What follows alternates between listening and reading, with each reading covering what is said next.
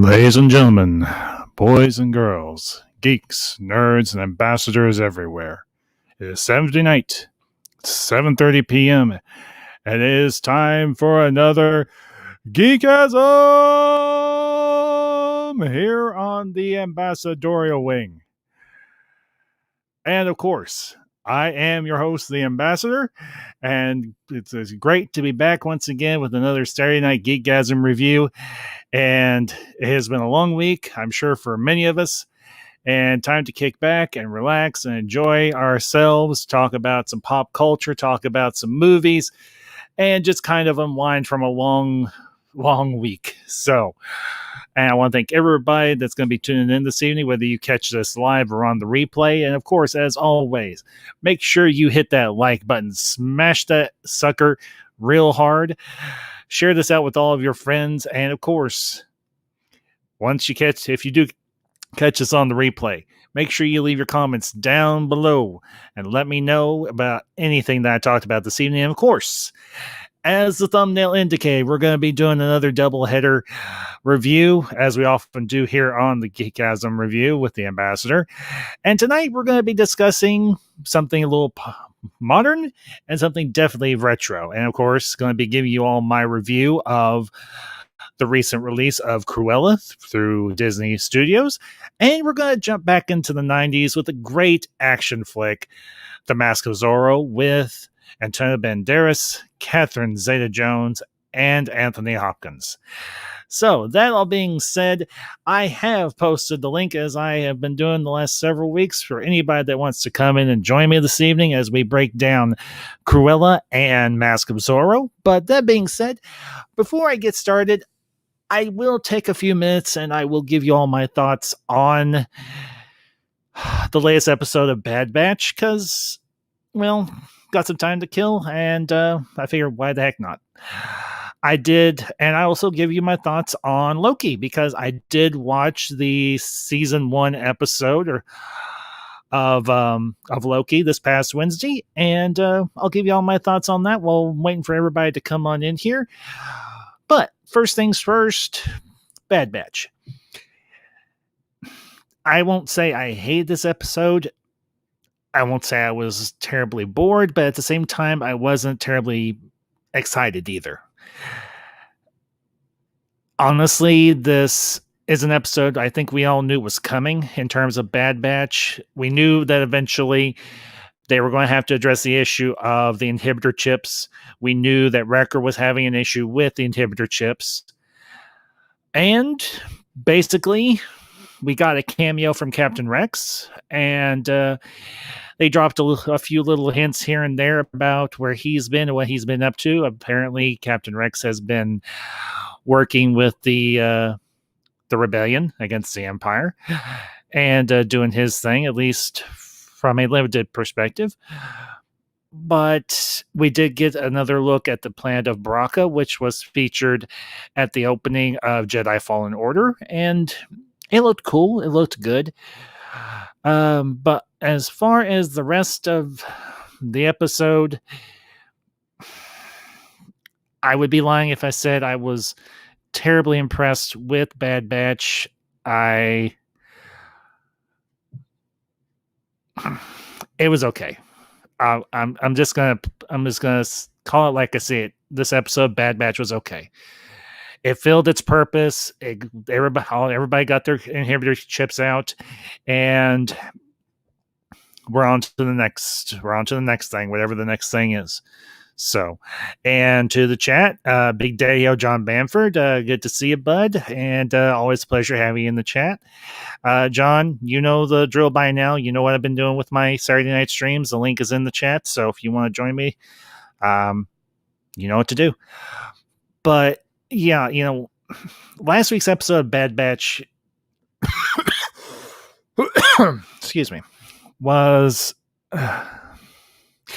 John, that's kind of what I just that's what I just said about this episode of Bad Batch. It was just another filler. They got their inhibitor chips out. Like I said, we knew that was eventually going to happen.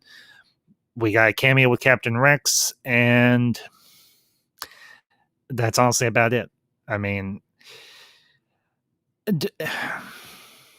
I don't know. Maybe I'm just getting more critical in my old age. I don't know, but I want I want a little more than what I'm getting out of Bad Batch, and I'm not going to spend a whole lot of time on it tonight. I'm just kind of talking about it till as people are coming in and whatever. But yeah, as far as this episode, it was okay. It wasn't anything mind blowing. It is what it is. So that's basically my thoughts on Bad Batch. Now, as far as Loki goes, I have been looking forward to this series ever since they announced it, just like I was with WandaVision and Falcon and Winter Soldier. Now, I do want to let you all know, I have not had a chance to do a full watch through of Falcon and Winter Soldier, but I am going to in the next week or so. So I am gonna do a short little one-off review of the entire series on Falcon and Winter Soldier, just so y'all have my thoughts on it and everything, just for the records. But as far as Loki goes, I really enjoyed this. It was great to see Tom Hiddleston back as the God of Mischief, the true God of Mischief. There is no other. And honestly, I love the cast in this show. I love the design aesthetic for the series. I like the concept of the TVA, the Time Variance Authority. I did like Owen Wilson's character of Mobius. Nice little reference back to, I think, some Greek or Roman mythology, because there was a demigod or a god called Mobius that was in charge of time. So I thought that was cool, and I did like the character just in general. But yeah, honestly, Loki really interested me more and really engaged me more than this last episode of Bad Batch. So I will say I did like the idea that there is more than one Loki floating around out there, and the fact that, well, for spoilers for those you haven't watched, there is going to be a few spoilers as I do discuss Loki, and I do want to let y'all know I will get into the main part of the review, the main part of the stream tonight. Like I said, I'm just filling some time until people get in here, and I'm just giving my thoughts on Loki. I did like it. I did legitimately enjoy it. It engaged me. This is a character we obviously know, but it's from an aspect that is somewhat different, because this is Loki that hasn't experienced everything that he experiences throughout the events of Thor: The Dark World and Thor Ragnarok and so on. And I like what they did with this variant, and I did like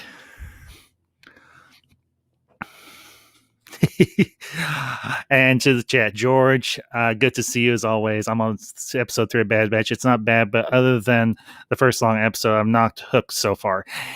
George, you're not alone in that boat, my friend. Trust me on that one. But yeah, honestly, I just for the first episode, and I'm hoping that all of the episodes of Loki are as long as this one, because the first episode was almost an hour, and that gave us a good long time to spend reacquainting ourselves with the God of Mischief. And I have to admit, the way Mobius was trying to work with Loki and getting Loki to admit, look, why do you like hurting people? And it finally reversed back to something Loki said in the first Avengers movie, when he's like, I hurt people to feel powerful. I want to impose my will on others so that I feel powerful, and so I don't have to face the fact that I myself am not as powerful as I pretend to be. And I honestly really enjoyed how it took Loki a little while to come to that realization and finally become the Loki that we see in Thor Ragnarok, and ultimately at the beginning of Infinity War when he meets his end. And I will say, I do like the fact that Owen Wilson's character Mobius shows him that holographic record. Something I will admit, I got a very strong retro vibe for the design aesthetic for the TVA, because obviously this is a organization that has existed for an exceedingly long time.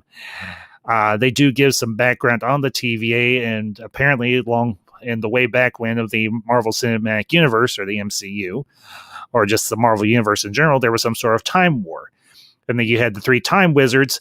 And I don't know, if, for those of you who watch Loki, I don't know if any of you noticed that one of the time wizards bears a slight or a very profound resemblance to Kang the Conqueror. So I'm just wondering, is this a different variant on Kang himself, where he is a more benevolent character rather than a malevolent one?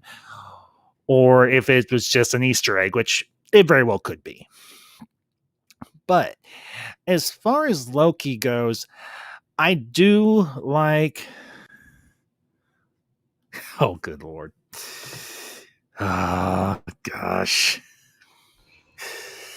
You killed my mother. Prepare to die. Wrong movie, John.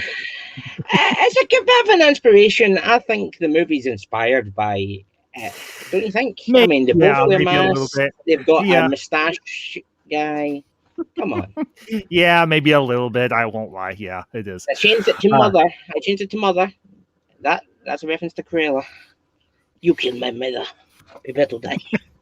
Yeah, and just so you all know, when we get into my review of Cruella, there will be full spoilers. I am going to do a full breakdown and discussion on Cruella. But just to kind of give a few more thoughts on Loki, I have to admit, I will be interested to see where this series goes.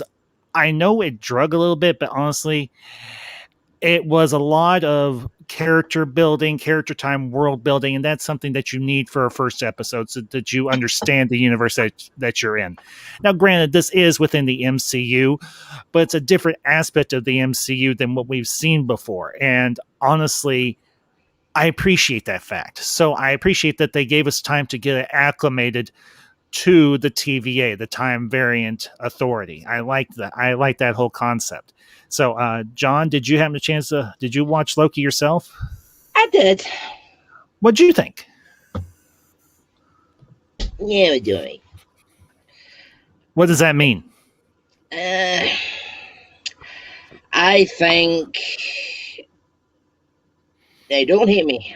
I like some of it, but the first episode, I thought, as you said, did drag. Halfway on, I was getting to the watch. I was like, when's it going to get to the good part? Well, as I said, it was a little bit slower. I don't want to drag, maybe in the wrong word. It was slower paced, which gave us time to understand the facets of this world and how it functions. Because, like I said, this is a different aspect of the MCU than what we've seen before. We've not seen an organization like this before in the MCU. Nope. So I was okay with it. Everything. And I just want to say a quick shout to the chat, Superior Hero Reviews. What is up?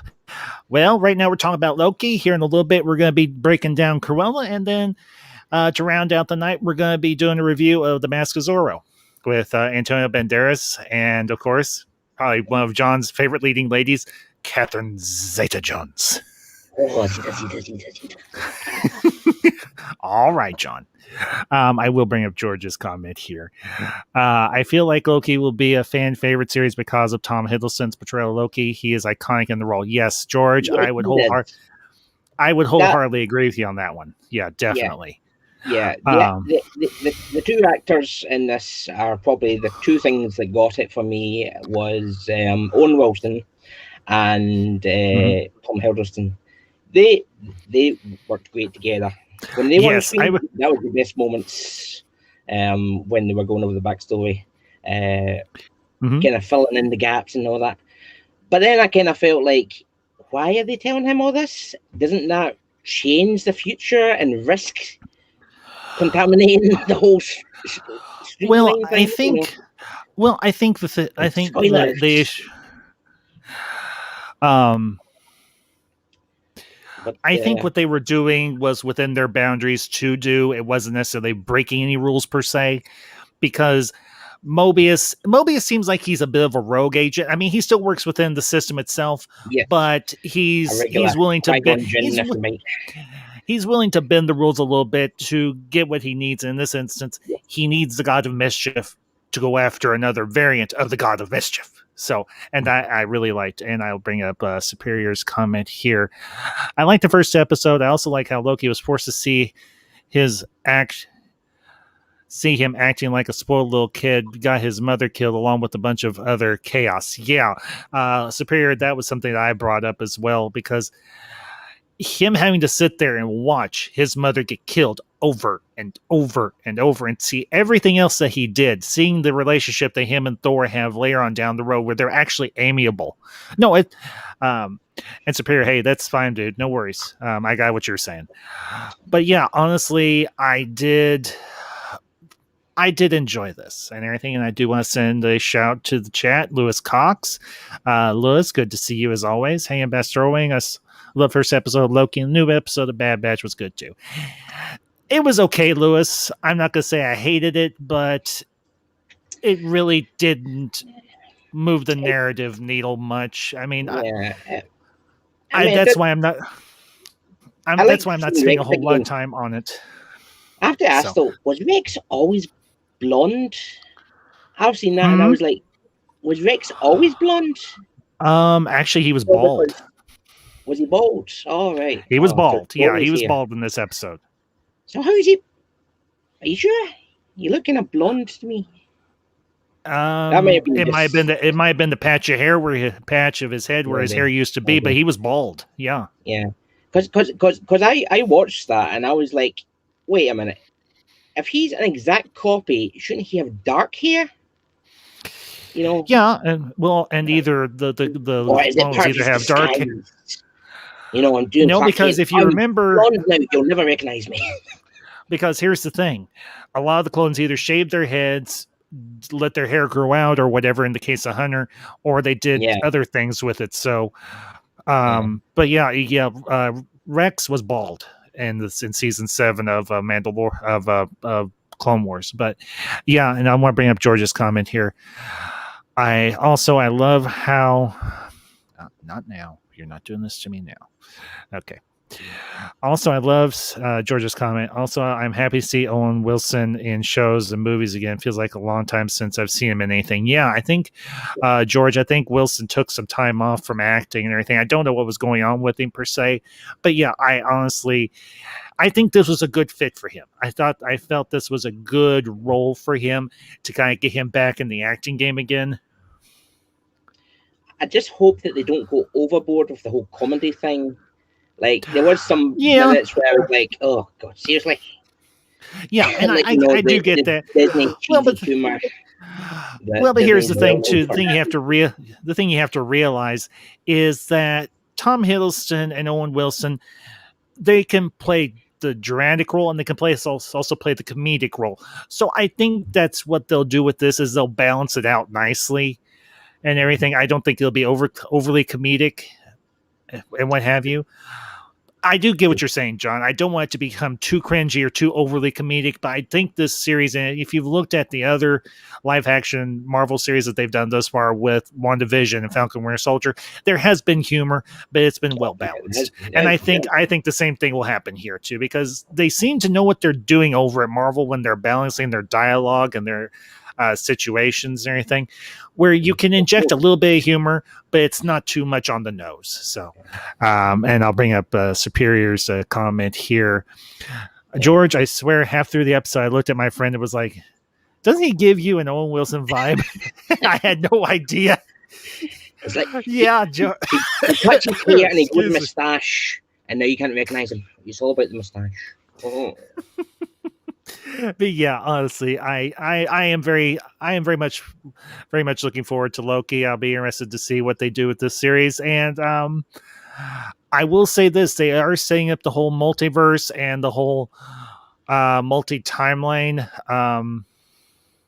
concept very well. They did that very well in this episode. They did it nicely with that little animation that they had by Miss Time, or whatever that very chipper animated clock's name was. I did enjoy that part. I did get a chuckle because it honestly felt a little bit like, I think this first episode, maybe the series will be inspired just a little bit by Hitchhiker's Guide to the Galaxy. I don't know if you got that vibe yourself, John, or not, but I heard someone else did reference that, and yeah, kind of. he definitely kind of gives off the whole kind of, oh, what's the point of it all? If it's all predetermined, what's the point? The whole kind of gloomy robot thing. What's the point of going on in life? Marvin. Yeah, I did. I long time ago when I first started my channel, I did a review of both versions. I did a review of the movie that they did with Martin Freeman and Alan Rinkman and all them. And I did a review of the original BBC series, which I actually have on DVD. I searched for that thing forever. Finally found it in Barnes and Noble. I was like, I finally have my copy. I'm happy. And I have the movie that they did, like I said, with Martin Freeman and them on Blu-ray, and I love it too. But yeah, I definitely got a little bit of a. Oh, I love the BBC. I remember watching the BBC on what we call PBS, Public Broadcast Station, when I was a kid, and I absolutely loved it. I was like, I don't understand half of what's going on, but I know I like this. Yeah. And I was able to find. I searched high and low everywhere I could think of to find Hitchhiker's Guide. And I was like, I'm just going to bite the ever-loving bullet. I went to Barnes & Noble. I went to their movie section. I was like, this is what I'm looking for. Do you have it? And the clerk was the associate was like, let me get into our system and let's see what we can find. And they had like 2 copies left. I was like, I want it. It's like that meme of Fry from Futurama. Take my money now. She's like, I honestly didn't know there was a series before the movie. I didn't know it was based on anything. Yeah. Must have been before my time. I think the series was done like in like the 80s, somewhere along in there. So yeah, it was done in the 80s. Yeah. So I will bring. Yeah, George, I will agree. They did a great job with Wilson's makeup and costume design. Yeah, the costume design for Loki was actually really cool. I will admit, I did like the costuming for the hunters. I think is what they called them, the Time Hunters. So for the TVA, the security force for the TVA, I did like their costuming. I did like the design of the world. I really did. But I guess that I understand a lot of complaints though about it. Did you catch the whole kind of wee fluid gender moment that people are talking about now? It's on the wee paperwork. No, and I honestly, no, I didn't. I quite frankly do not care. I really don't. I don't care. I mean, I don't mean to sound crass or rude, but we're talking about fictional characters here. Fictional characters that are based on mythology, which may have been somewhat. I mean, can you imagine a fluid gender Viking? I can. I can't, but you know what? This is a fictional show. I'm not going to get bogged down in the minutiae and a bunch of online drama. I don't care. I just don't. I'm watching the show. I enjoyed the show for what it is. I'm going to continue to watch the show, and I'm going to enjoy it for as long as it's good. So, but that's me. We won't get into the rumors then. There's other rumors, though, that have got me a little... with all due respect, Zorro, I don't care. I really don't. I'm not here to talk about drama and people pitching a fit online. I'm here to talk about the stuff I love, and I liked Loki. I am excited to see what they do with the series. I am. But George's comment. Episodes. Huh? I'll give it a few episodes to see if it catches my attention. The first one, it's got my attention now. Until it loses my attention, I'm going to keep watching. It's kind of like with Bad Batch. So. But that's losing attention, though. You have to agree. Bad Batch is, If they don't really pick up the pace, I'm going to be kind of like what I did tonight. I'm just going to give it a few minutes and then I'm going to move on. I'm not going to focus a whole lot of time on it. I really am not. But kind of to transition, George's comment brings up a movie I just saw recently, last weekend, and that is of course Cruella. I don't know if you saw it, Zorro, John. I did actually, yes. In fact, I just watched it with my daughter just before this. Oh, okay. Well, what did your daughter think? Did she like it? Did you like it? What did y'all think? She actually fell asleep before the end, so I don't know if that says much. But I mean, it was in the defense. It was late, so maybe that may have something to do with it. Mm-hmm. But ooh, give me a minute. Give me a minute. Give me a minute. Well, I can't think with a hat on. I'll go ahead and give you my thoughts on it. Did you get a haircut? I had this haircut for a long time. Oh, But okay. I'm surprised Looks that's the good. thing that you. Well, you usually I'm wear sur- a hat or something on your head, so I never see your hair. yeah, But yeah. But yeah, I've had this haircut for a while now. just to give you all a few heads up now, I went into Cruella completely cold. I only watched the trailer and I only watched the music video that they did with Florence and the Machine, which was like 2.5 minutes long. So I went in completely cold to Cruella, and I had no preconceived notions of what I was going to see. I just knew it was a character that I was interested. That they really grabbed me with the trailer. That's fine, John. No worries, bud. Honestly, y'all, I really enjoyed Cruella. I did. I mean, when they said Emma Stone and Emma Thompson, I mean Emma Stone first and foremost, I was like, I will go see this. Now, unfortunately, Mam Ambassador was not feeling well that last weekend, so we didn't get to go see it together.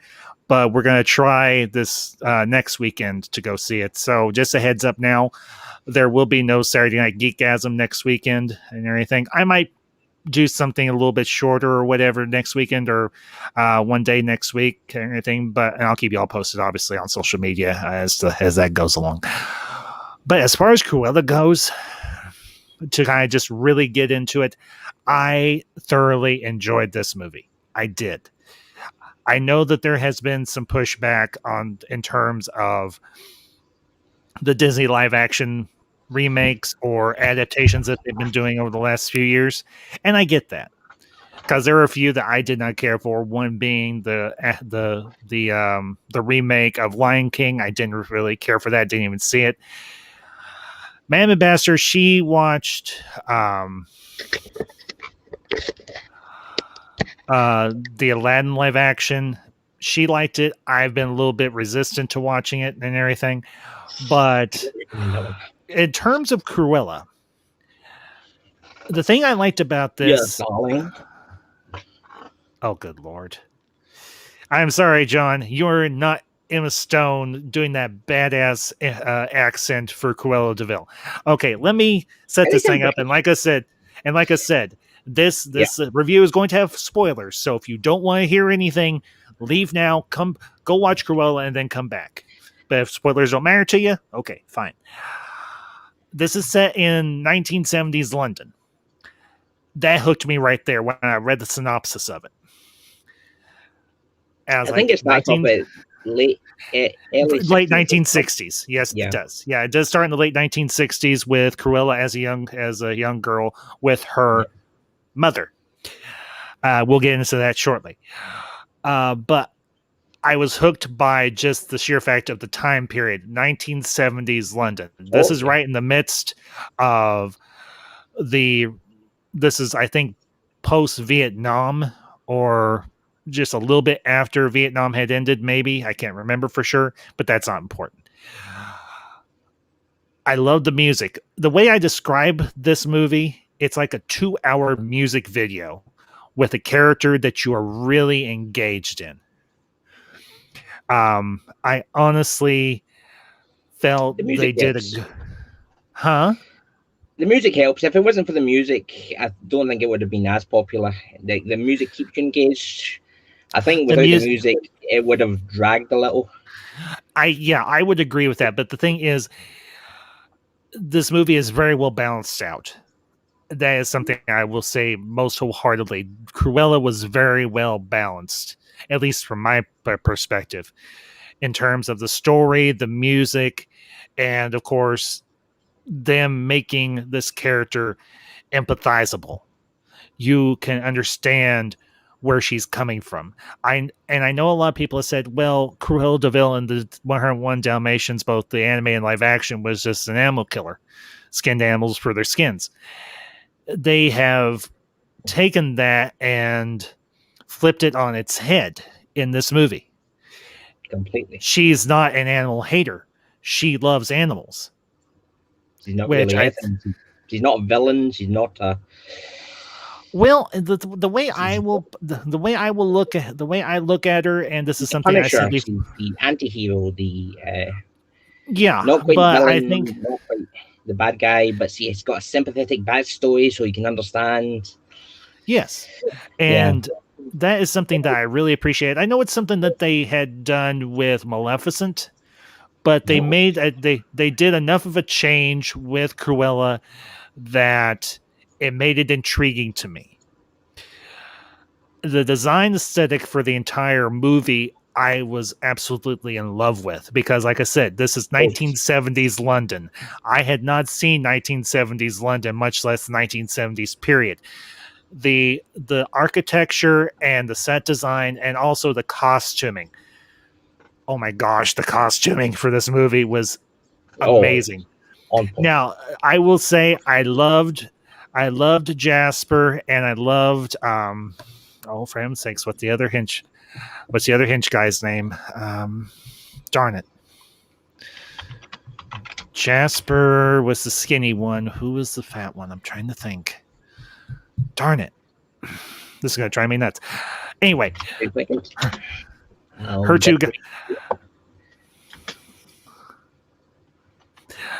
two hinge guys. And Horace. Thank you, John. Yeah, Jasper and Horace. I knew it was something that sounded like it was Egyptian. Yeah, but Jasper and Horace, I absolutely love these two guys. They were hysterical throughout this entire movie. But they were also, they had good emotional weight to their characters because when they met Cruella, or Estella as she was when we first meet her, they are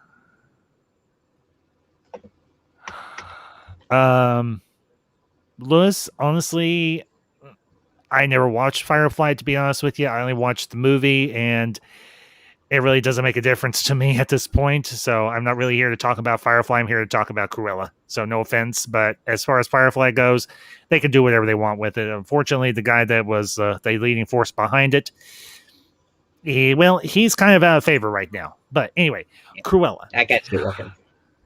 Huh? As a fan of Firefly, I can't see it working. There was nothing wrong with the original show.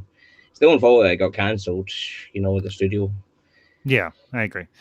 But anyway, as far as Cruella goes, I love the family dynamic with Cruella, Horace, and Jasper. I did like their chemistry. I did enjoy that they were this kind of ragtag misfit type of family unit, and I did really appreciate the bond that they were able to develop within the movie.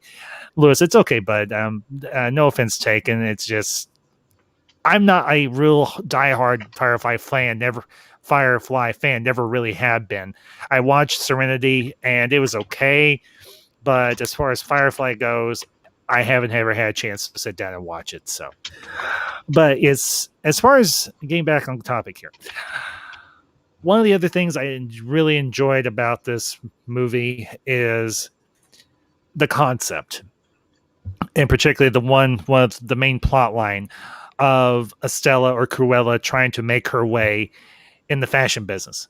This is something that we have not seen very often in film. I think the only other film that's ever really tackled this type of industry was The Devil Wears Prada with Glenn Close and Anne Hathaway.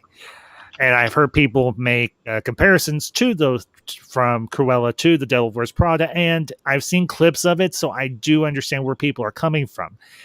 Yeah. And I would agree. As someone who's seen it both, I definitely got that theme. Did you? Okay. Yeah. Well, I guess you could say also Zoolander had a little bit of that aesthetic in it as well. There anything a movie that we reviewed? Yeah, a movie we reviewed a couple weeks ago. Comedy more, but yeah. Yes, it was. Yeah, it was. Did you ever watch the original 101 Dalmatians live action? I have. I watched the animated. I have watched the. I did watch the live action with Glenn Close, and I did like Glenn Close as Cruella DeVille. I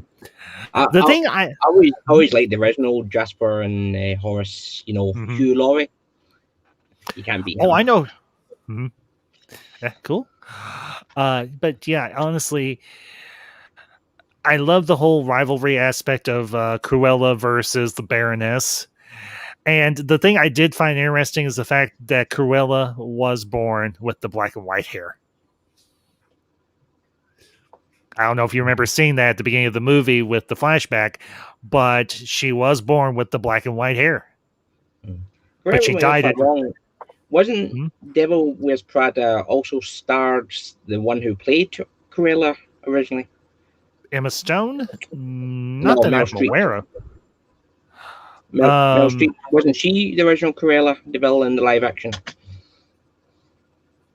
No, that was Glenn Close. I was getting close. It was Glenn Close. Yeah, Glenn Close played Cruella de Vil in the live action. Meryl Streep was Devil Wears Prada. They're so But they similar do. looking and acting wise. I bet Yeah, it's hard to tell them apart. Yeah, you could definitely say that. But the thing I loved was some of the set pieces. I mean, you obviously see the one in the trailer where she drops the match and her whole cloak goes up, and then it shows her with the mask and in the red dress and everything. Well, we all know and, where that's from. Yeah. Anyone who's watched Hunger Games. Yeah, I know. I will say the thing that they did to kind of connect that part was really cool, where Horace is playing with that fabric or whatever that instantaneously catches on fire and burns up and pretty much goes into nothing. I did like that little, like, oh, I wonder where that's going to come into play at some point, particularly if you haven't seen the trailer of her dropping the match. But I have to admit, Emma Stone really nails this part. She really becomes Cruella. But the thing that she does is she not only does she make Cruella empathizable, but she adds depth to the character through her performance. She doesn't necessarily like to be cruel, but she understands that sometimes it's the best way to get things done. As she says to Horace and Jasper, Cruella gets things done. Estella doesn't. But there's a point in the movie where she realizes she can be both. She can be Cruella, but she also can be Estella too. And I think she finds a way to balance the two aspects of her personality, of her character, to where she's not as abrasive as she is at certain points within the movie, where she's almost being abusive to Horace and Jasper, who you do realize, you do understand she does care about these guys, but she's kind of been swallowed whole by the monstrous aspect of Cruella that she has become. It's almost, she's almost, if you remember in the beginning, in the flashback when she's in school, she's like, I was always born to be bad. But honestly, I think the way her mother raised her and her environment and the way she had to grow up made her have to be somewhat cruel. And it just caused her to go further down that rabbit hole of being Cruella rather than being Estella. I will tell you everything again. Full spoilers on this, folks. Just a heads up now. When they have the big reveal, and towards the second act of the end of the second act of the movie, and they reveal the butler for the Baroness, played by Mark Strong, and I will say Mark Strong, as I think the character's name is George. He does a really good job in this. I loved him as Dr. Savanas in Shazam or anything. I think that's the one that the movie I've seen him in. But I loved him. I loved how he had this very nonchalant, uncaring air about him. But when he finally lets the walls down, you realize he does genuinely care about Cruella / Estella, and tells her, "You are the Baroness's daughter." Yeah. That for me was an incredibly emotionally powerful moment where I was like, and she runs off and she steals the postman's scooter and runs off to the fountain where her and her mother were supposed to go to first when they get to London. They nailed me with that moment. They really genuinely did nail me with that moment, because I felt that way in my life. I felt emotionally gutted. I felt like my entire life had just fallen out from underneath me because 10 plus years ago, I found out I was adopted. And it was a complete and utter shock. It completely blindsided me. And it caused me to go into a very dark place for many years. And I looked at the screen and I saw the expression on her face. And when she ran, and I saw the rage on her face because she was so conflicted, but she was so mad because she felt like she had been lied to.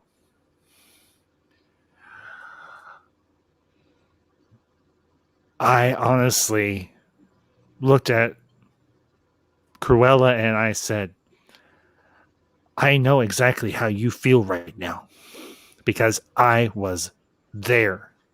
I had that same experience where I felt like someone had just taken a dagger and shoved it in my back.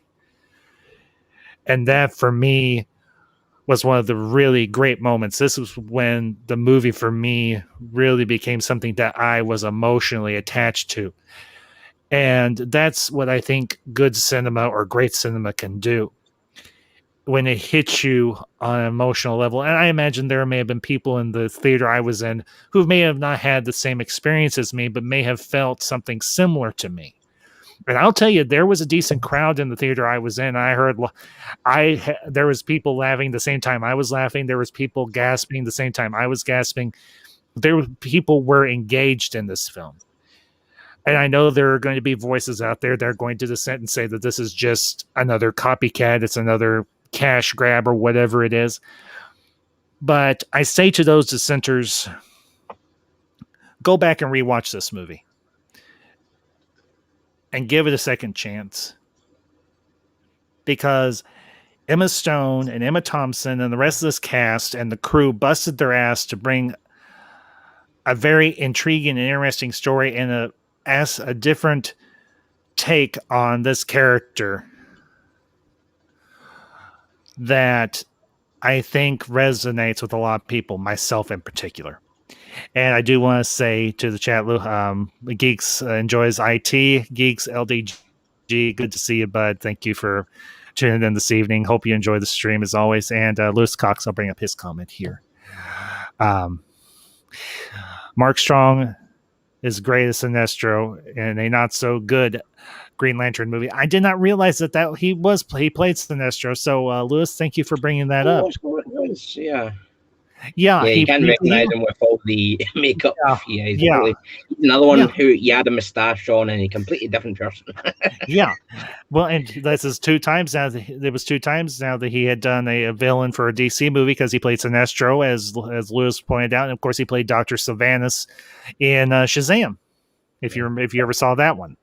Maybe it's a good thing that people don't remember him for that one, because I know Ryan Reynolds got almost lost his career for that. I will say I did enjoy Green Lantern. Is it the greatest thing ever? No, but it was a good film.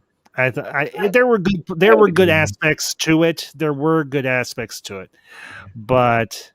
I'll bring up Lewis's here. I'll just work through the comments. Ambassador Wing, you were adopted. I didn't know that about you. Lewis, it's not something that I necessarily conceal or anything. I've mentioned it off and on a few times on here on my channel, on other people's channels and everything. I think I even did a video talking about it a little bit. But yeah, I was adopted at birth and everything. So there's a whole story, but there's no reason to really go into the story here because I don't want to get us bogged down. George says, what works for me is it's fresh, unique, and original. And it felt original. Yeah. George, that's what I would agree. I think what Disney is doing is bringing these lesser known or these characters that haven't been used in so long, and they're shaking the dust off of them and they're playing with them again.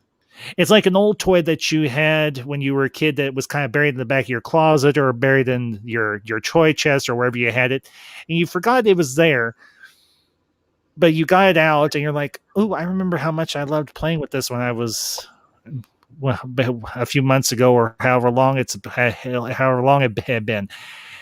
and they're breathing new life into these characters, and they're making them they're presenting them to the public in a new light, in a light that might be more relevant to a modern audience, but also presenting them to those who remember the original character and say, hey, go check this out.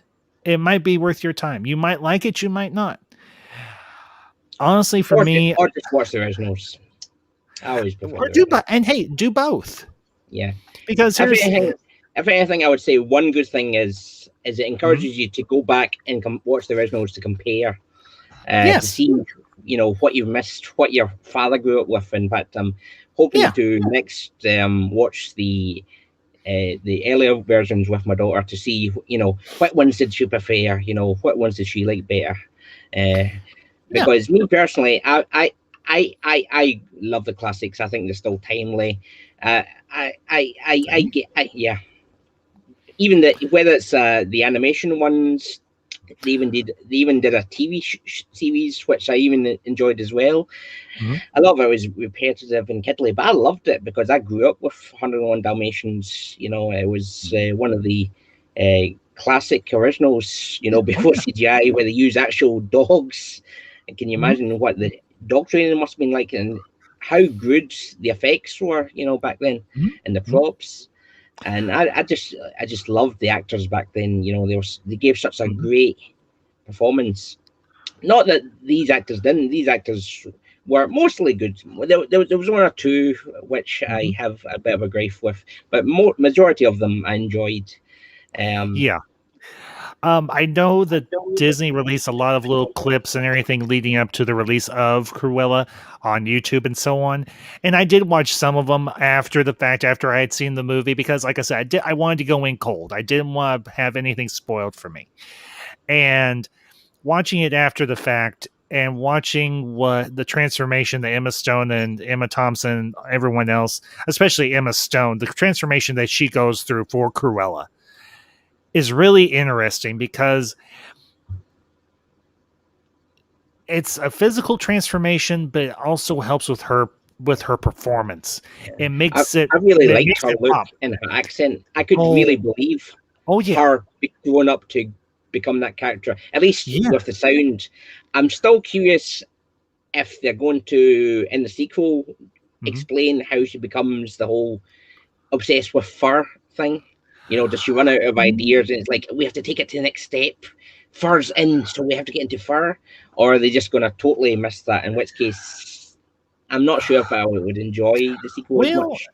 the thing is, with this version of Cruella having an affinity for animals, having that little stray dog that she adopted when she was a Mm, kid, and mm, her treating the Baroness's Dalmatians the way she did. mm, I mean, the way they played in the trailer, you almost feel like she's going to hate these animals or these animals are going to hate her. But here's the thing: the animals have been conditioned by the Baroness with that whistle that she has yeah, to do whatever she wants. But with Cruella, even though she uses the whistle at the end of the movie to call them, when she tells them to sit, they just sit. They listen to her because they recognize that she is more caring and more loving of them than the Baroness is, or her mother. yeah. And I honestly, I'm not sure what to say about the sequel because we don't know anything yet. But I I'm get, I'm I not get I'm not concerned that they might have written themselves into kind of mm, writer's block. Like I into know a that they corner. could into the corner because they've almost portrayed it as too nice and too loving of animals, and so there's nowhere really to go. It's going to be like Mm, another Maleficent two, uh, almost I where did like. I will what say they're going to do. They're going to give another villain because that's what they we'll did just with Maleficent two as well. Is they yeah, had to that give is another villain mhm, because Maleficent was no longer the villain. yeah. Which But here's the thing, the thing is for me when I went to see Maleficent, I was already hooked because Maleficent is and always has been my top tier favorite Disney villain. Always yeah. has been. She's right there at the tippy top. Oh yeah, And when they she's when they definitely when you announced they think were of going to, evil, she's yes, and when with they the horns and everything. You know, you can't get more exactly, evil looking than oh that. yeah, Yeah, exactly. yeah. So when they announced the live action version with Angelina Jolie, they already had to be hooked because one, it's a character I love, and two, it's an actress that I Oh yeah. like. I thought So they were spot on with yeah, the casting. They always with Disney. They're always 100% when it comes to casting. Most of the time, well, I'll say yes, 90%. yeah, Sometimes they I would get it agree. wrong. It's the stories that they sometimes get, you know, they change too much or they want to Yeah, go in a different I can direction understand that. and it doesn't Mhm. work as much as, you know, because they don't want to give the same because they tried that with Beauty and the Beast and people were saying, oh, it's just the exact same as what we got before. Me personally, Yeah, I loved that. I loved it was yeah, so similar I to the liked. original. Me and Mam Ambassador, we went to see Beauty and the Beast when it came out in theaters a few years ago, and we Mhm. both walked out because here's the thing: I have never. This is another one that I have never seen the animated version of, and it enticed me to watch the I haven't done it yet. We have it on Blu-ray and also we have Disney Plus, but we have the animated version of Beauty and the Beast, and I am going to eventually sit down and watch it because it is a movie that now that I've seen the live action version, I do want to watch the original. It's kind of like what Oh, you said earlier, John, with yes. these newer movies. It Mhm. incentivizes people to go and watch the original and Yeah. see what they've done to evolve the character. That's for me what is interesting about these live action adaptations of these Disney properties and these Disney characters. What Plus, can it's they a great way do? to make money. You know, oh, That's you have true to too. buy this one. You have to Yeah, buy this one now. that's true too. Yeah, very Yeah. true. But, it's this is a perspective I have, and I don't know if you necessarily share it. And John, if you don't, that's fine. But for me, something that I've always believed is that pop culture is always evolving. It's Yeah. always changing. It's always growing. It's going in different directions, and Not always sometimes for it the go. best, but yeah, it's always changing a little. Sometimes it hits a dead end. Other times it does well. I think what Disney is doing, for instance, now I will not say that every single one of the live action adaptations that they have done has been a banger. Hell Sometimes it's no. been a bit. Sometimes Mulan, it's been a miss. Aladdin. Sometimes it has been a resounding miss. Yes. But by and large, their track record thus far with what they've done has been good. And I will say for sure, at least from my perspective, Cruella, it's a hit. It's a banger. They did a good job with this. And, you know, one of the characters that I really appreciated was Artie. I loved Artie.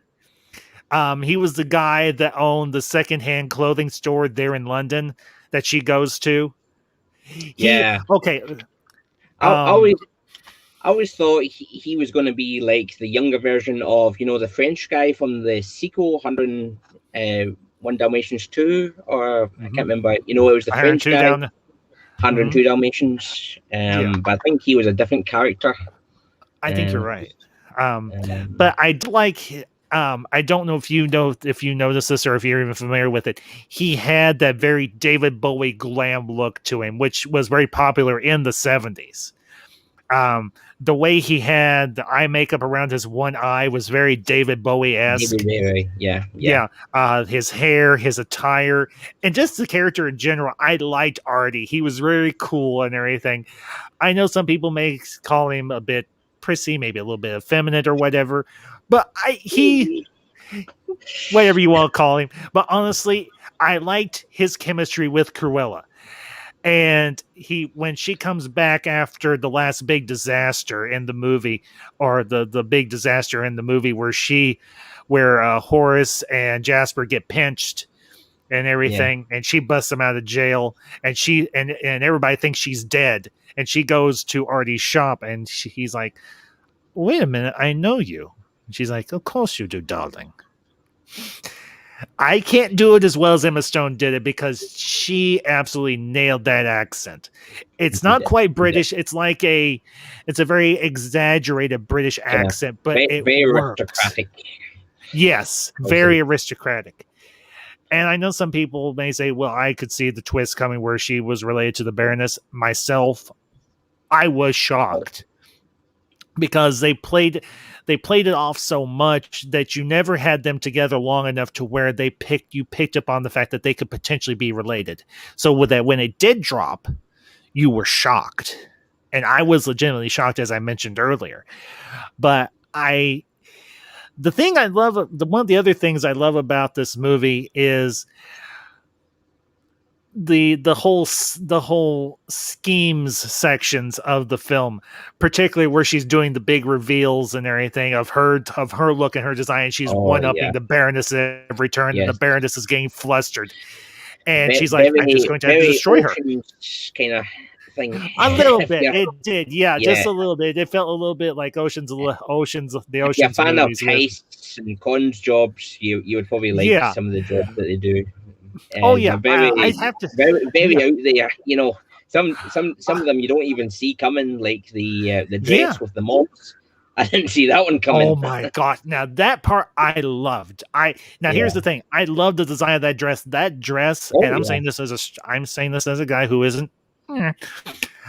That dress is gorgeous, absolutely gorgeous. I am a guy who is comfortable enough. I can say I can appreciate good fashion. That is. The dresses in this movie were coolly. The design was very cool. It was very eclectic. It was very singular. You had not seen stuff like this before.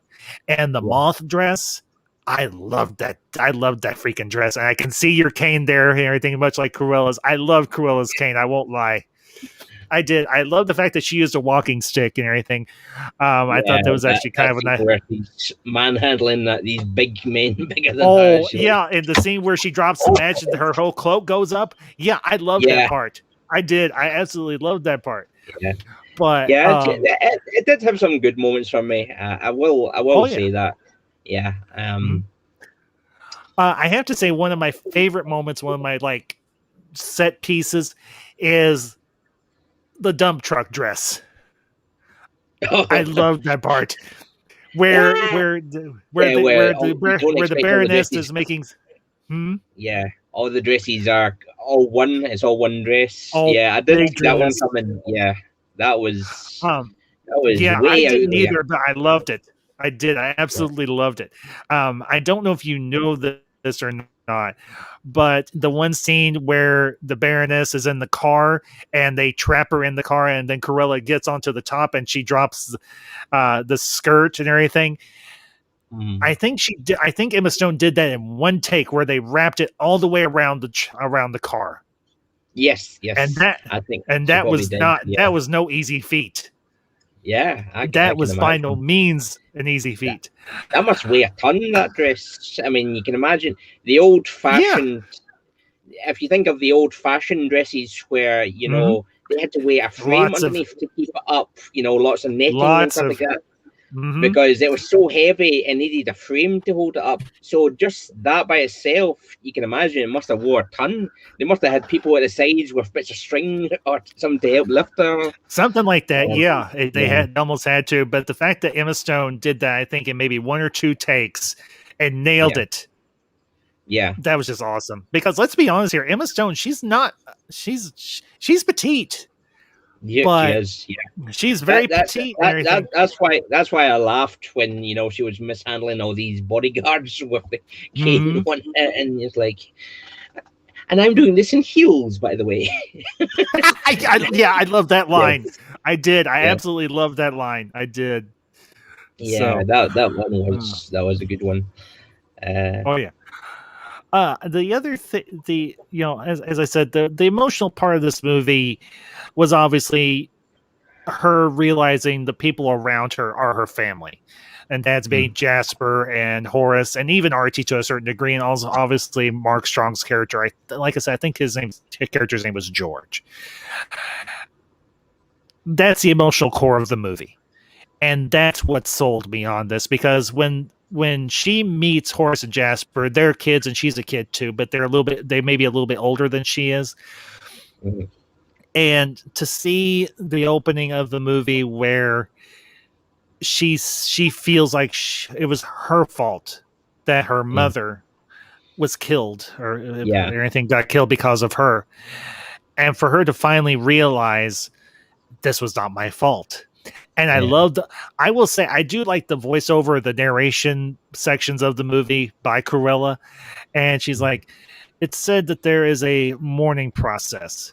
Well, I'd like to add one more step: revenge. And that smile, that very cruel and wicked, but also mischievously energetic smile on her face Yeah. was perfect. I loved it. I did. I It, absolutely it loved it. was. It Mm-hmm. was. Uh, when she was evil, and Mm-hmm. downright, she fitted the whole when she was going for the revenge, and when she was doing all the bad things. That's when she fitted the role. It's when she was being nice and the whole family thing where I didn't really get it, because if you think of the original, they hated Cruella. They hated working for others. Like, oh, the old bag, what you want? I'm going. They always Yeah. called her names Well, and and stuff like that behind the back. They almost mhm. dreaded work working for her. The only reason they did it was because she pays good. She was Mhm. rich, um, Yeah. and Well, they were just and you common do get. thieves. Mhm. Um, Well, you do get that vibe at various points during the movie, because there is a point where Horace and Jasper, they're like, "I'm sick of Cruella. We yeah, miss yeah, Estella and everything." yeah, So you do get moments like that where they legitimately are starting yeah. to They, dislike they, her, but you know what? they do. They are her friend. She is Mm, their friend, and they're not going to leave her out in the cold, even though she's going down a hole where she's being very self-destructive. She's being very cruel, obviously, but they're mm, not going to abandon her.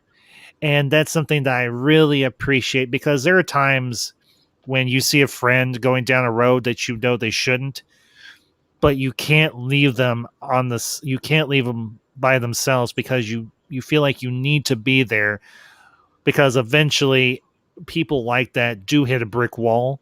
They do hit bottom, and that's when you need to be there for them. And that's when she realizes where she comes from, when she finds out that the Baroness is her mother, and she comes back and she's like, "Guys, I know I treated you horribly." She's like, "I admit that." She's like, "I was wrong to be as mean as I was to you. You are my family." I'm kind of paraphrasing here, obviously, but she really she realized, I think that's the moment where she realizes that she can be both. She doesn't just have to be Cruella, she can be Estella too. Or she can be Cruella when it's useful, and she can be Estella when she doesn't have to be mm, Cruella. I mean, yeah. it's almost like split personality, but it isn't split personality, if that makes any sense. Um That kind of makes me interested in the sequel, because then mhm. what's she going to be like now that she's killed off the whole kind of personification of Stella. Now she's just Cruella.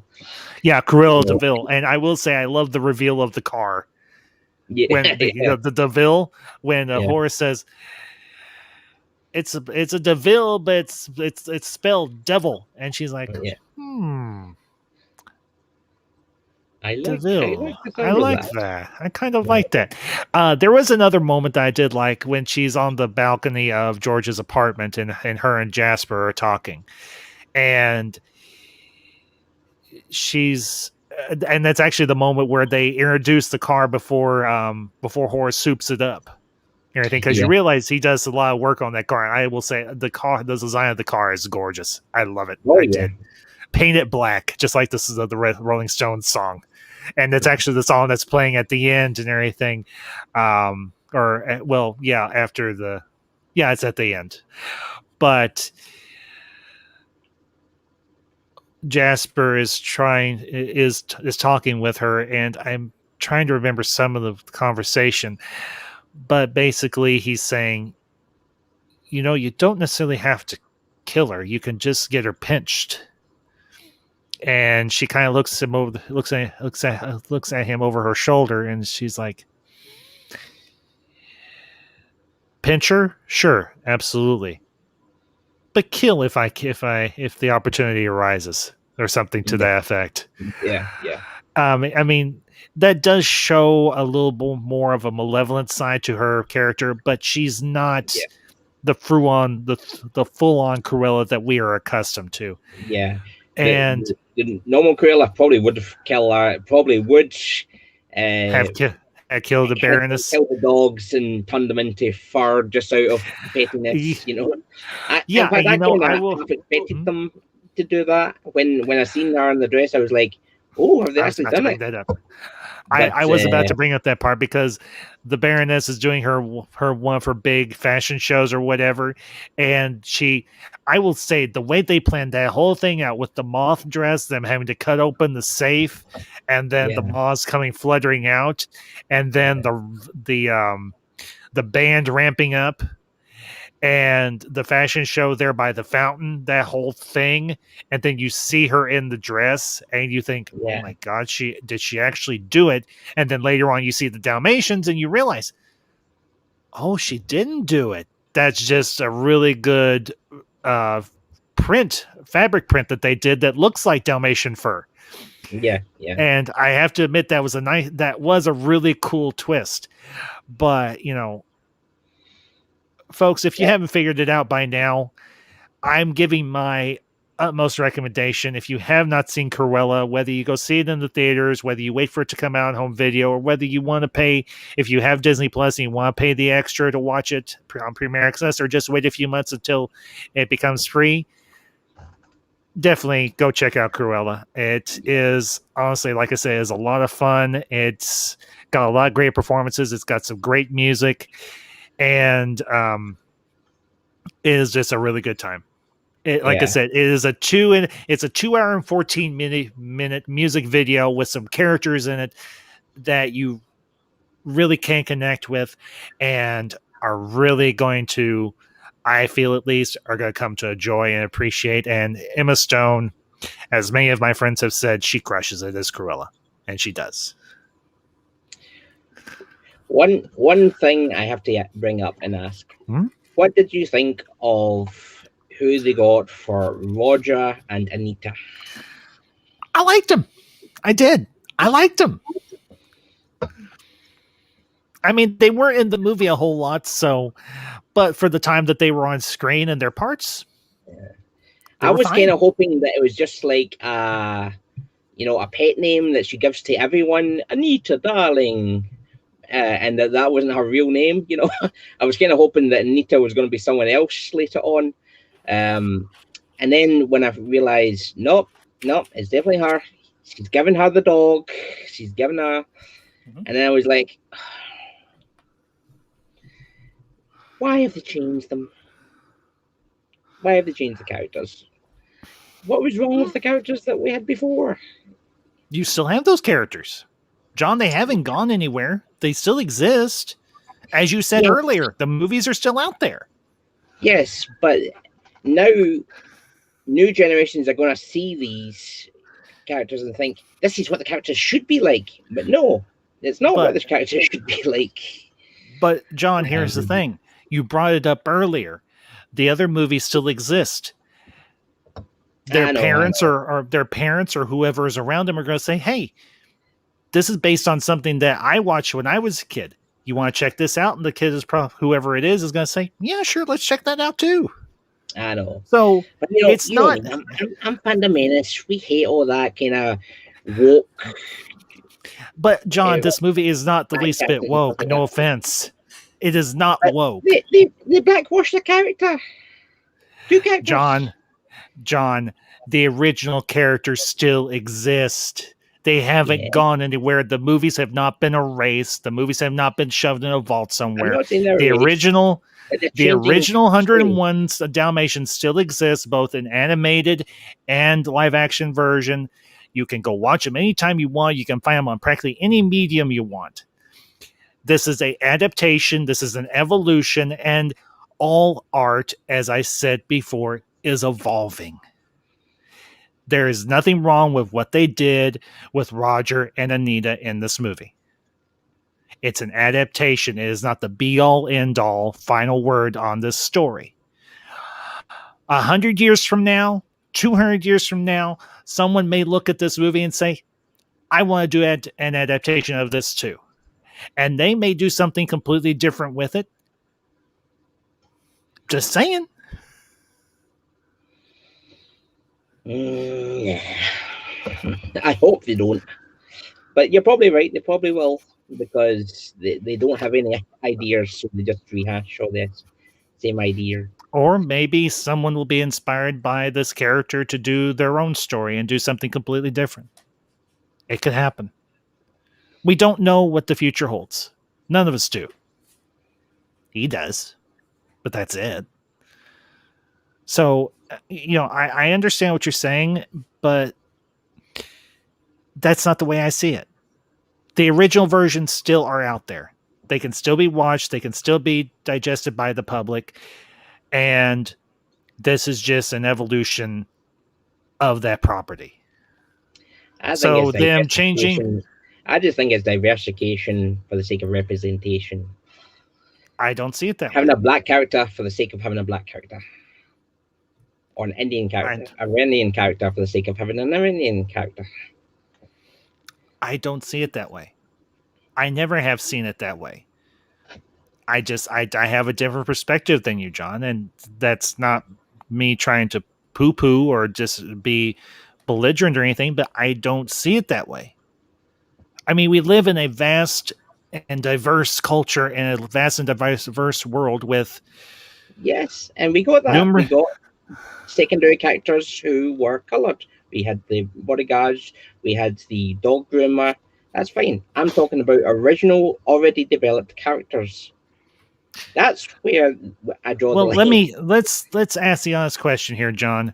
In terms of 101 Dalmatians, who are the key characters? Pongo, the mother dog, and Cruella DeVille.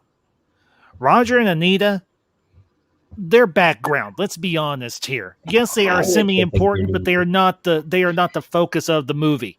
The dogs and Cruella are. They are the focus. Yes. But the dogs, most definitely. I mean, yes, quite honest. Let's be candid here. Roger and Anita, they're side characters. So making Anita black, I don't care.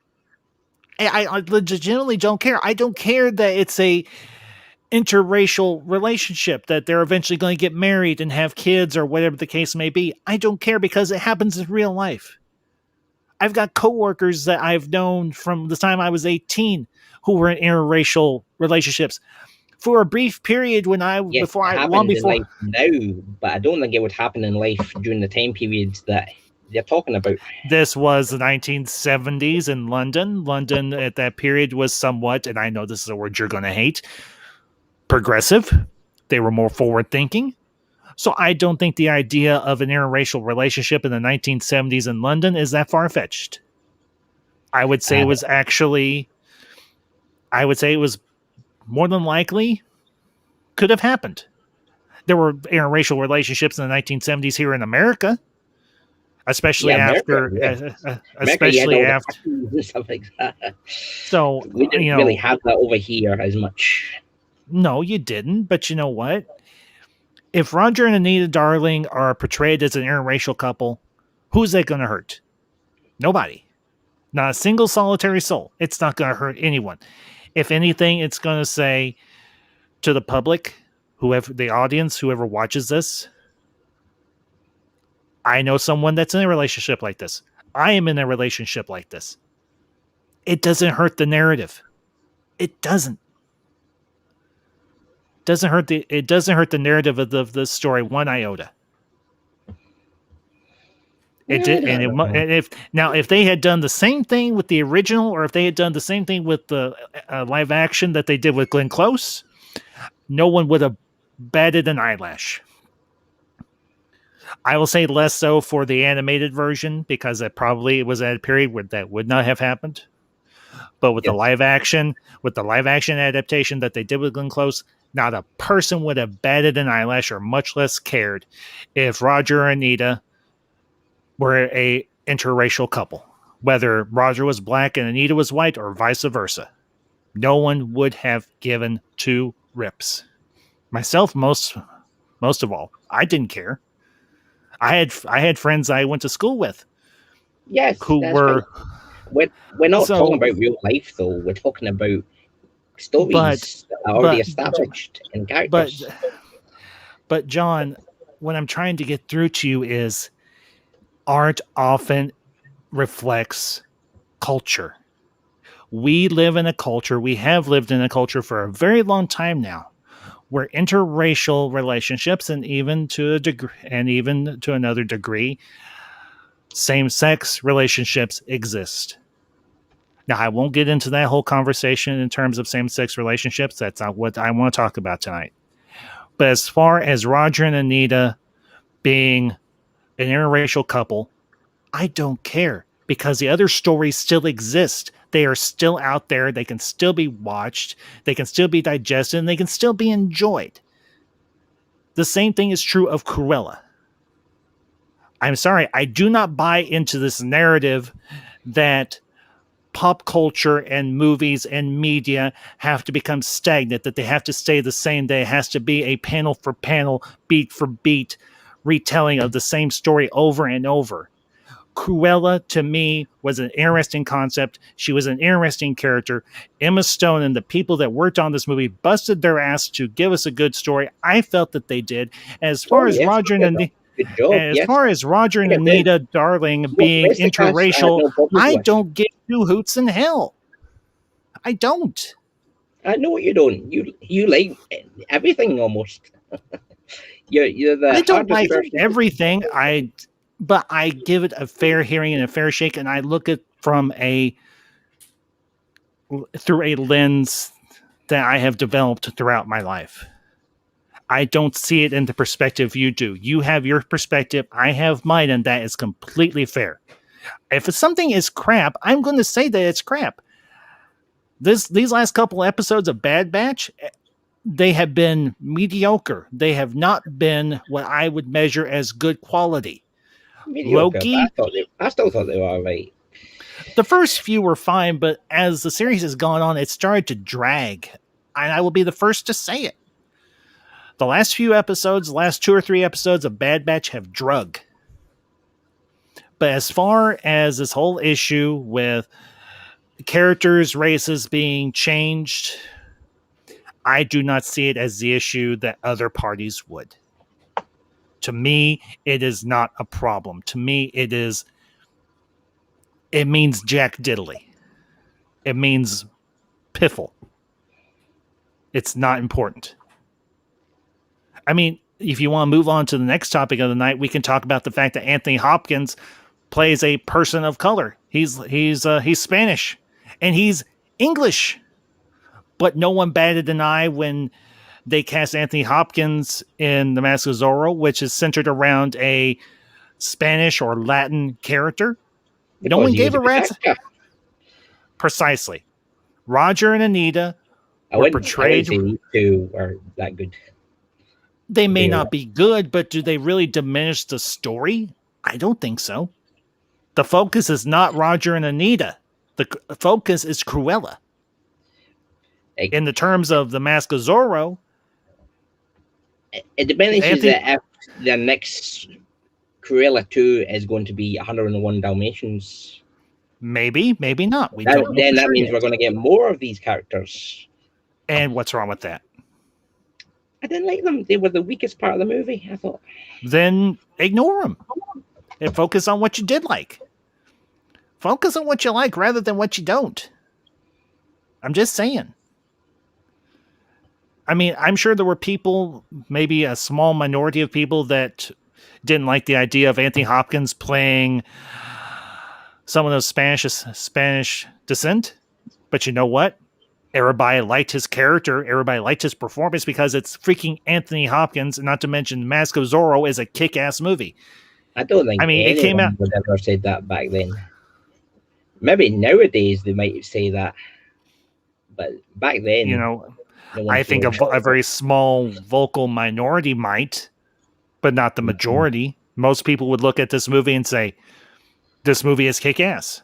Oh yeah, And The Mask of Zorro is most definitely kick-ass. Oh yes, it's one because of my favorite Antonio Banderas it came films. out at a time when a lot of movies had a lot of high budget special effects and all sorts of CGI, and this got back to practical effects, stunt work. It didn't have all these big action set pieces. Well, it did have big action set pieces, but they weren't focused so much on CGI and graphic effects and so on. It was real life action. It actually happened in the space that it takes place in. And you had a top notch cast, like I mentioned, with Anthony Hopkins and with Antonio Banderas and Catherine Zeta Jones and Oh, the guy who played the main villain, Don. Oh, for heaven's sakes, there's too many Dons in this movie. Montoyo. Montego, I think is his name. Yeah. And the beginning of this movie is, I think, one of the coolest things I've ever seen. It has a great opening action set piece. Obviously, that wasn't Anthony Hopkins doing all of the stunt work, but it was him in the costume. But they had a really good stunt performer to do the more vigorous parts that Anthony Hopkins could not do, that simply was too old to do, or just it wasn't safe for him to do. And, you know, this gave me, when I saw Mask of Zorro, and me and Mother Ambassador went and saw it and everything in theaters when it was out in the late 90s. And she told me, she's like, you know what this reminds me of? I was like, what? She's like, it reminds me of the old Errol Flynn movies with Seahawks or The Legend of Robin Hood and everything, stuff like that, stuff that she grew up on when she was a kid, or even the old Zorro. I definitely got a Robin Hood theme, I thought, steal from the rich, give to the poor, help the people from the evil tyrant who, and Sherwood you had Prince John, and here you Don Monteo, I think. And Don Montego and everything, because if I remember correctly, Anthony Hopkins was Don Del La Vega. That was his name. Yes. And very badass name. Yeah. But the thing I love about this, one of the many things I love about this movie is, as I mentioned and everything, it came out at a time when there was a lot of CGI in movies and so on. Yeah.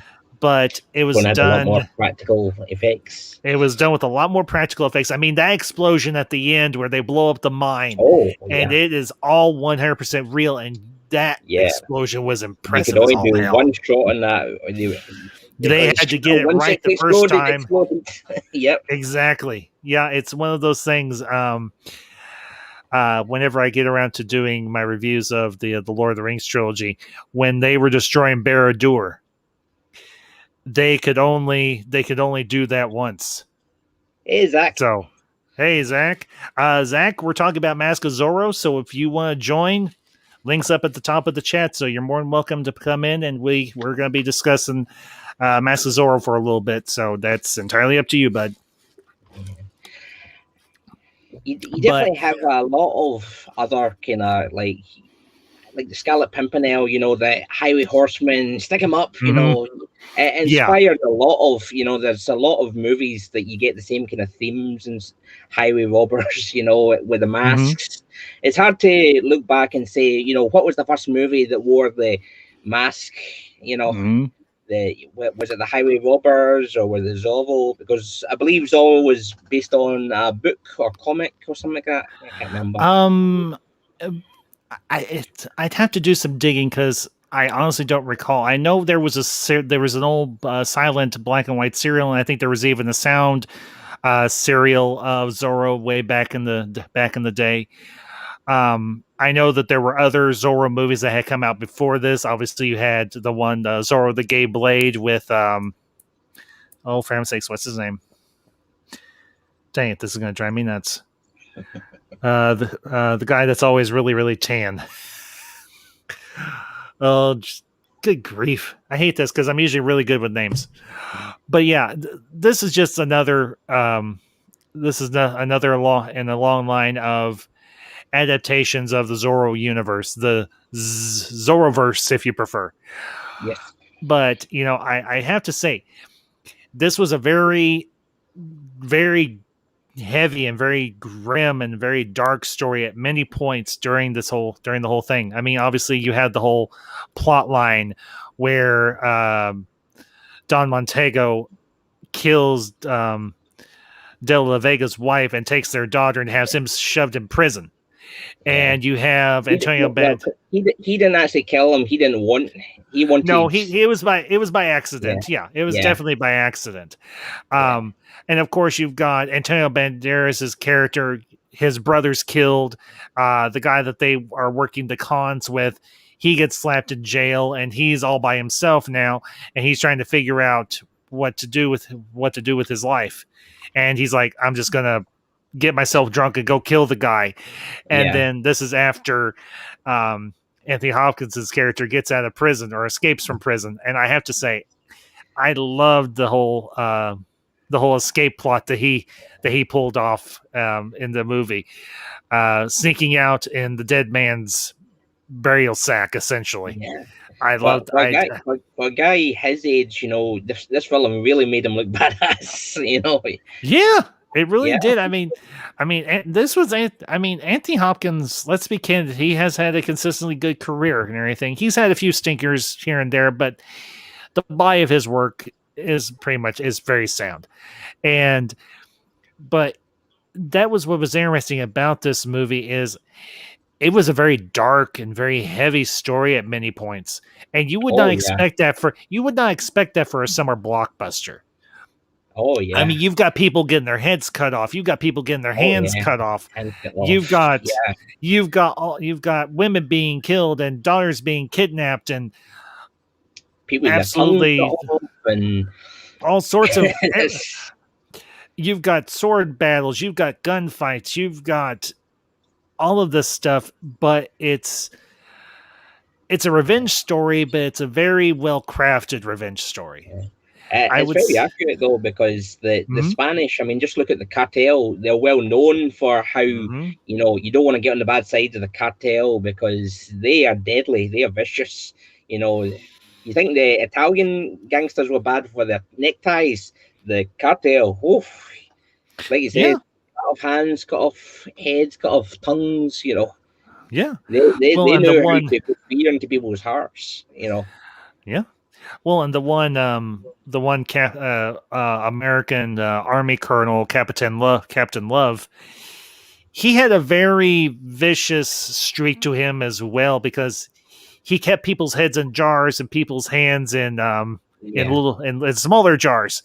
And when Antonio Banderas works his way into the inner circle of Don Montego's group, and he takes them to the mine, and he sees all the people there, and Captain Love has Antonio Banderas' character following him to his office, and he pulls out. Hold on one second. I got a rambunctious cat. Okay, never mind. And he pulls out that jar that has his brother's head in it, and then he pulls out the hand of their best friend, his hand and everything in a smaller jar. Yeah. And you're like, geez, this guy's a little unbalanced. Like very. I was never really sure. Was it his friend or were they more than that? They almost were like brothers, almost like so. Well, the one guy, they were brothers. Mm-hmm. They the one that got his head cut off, that was Antonio Banderas' character's brother. That was his brother. Yeah.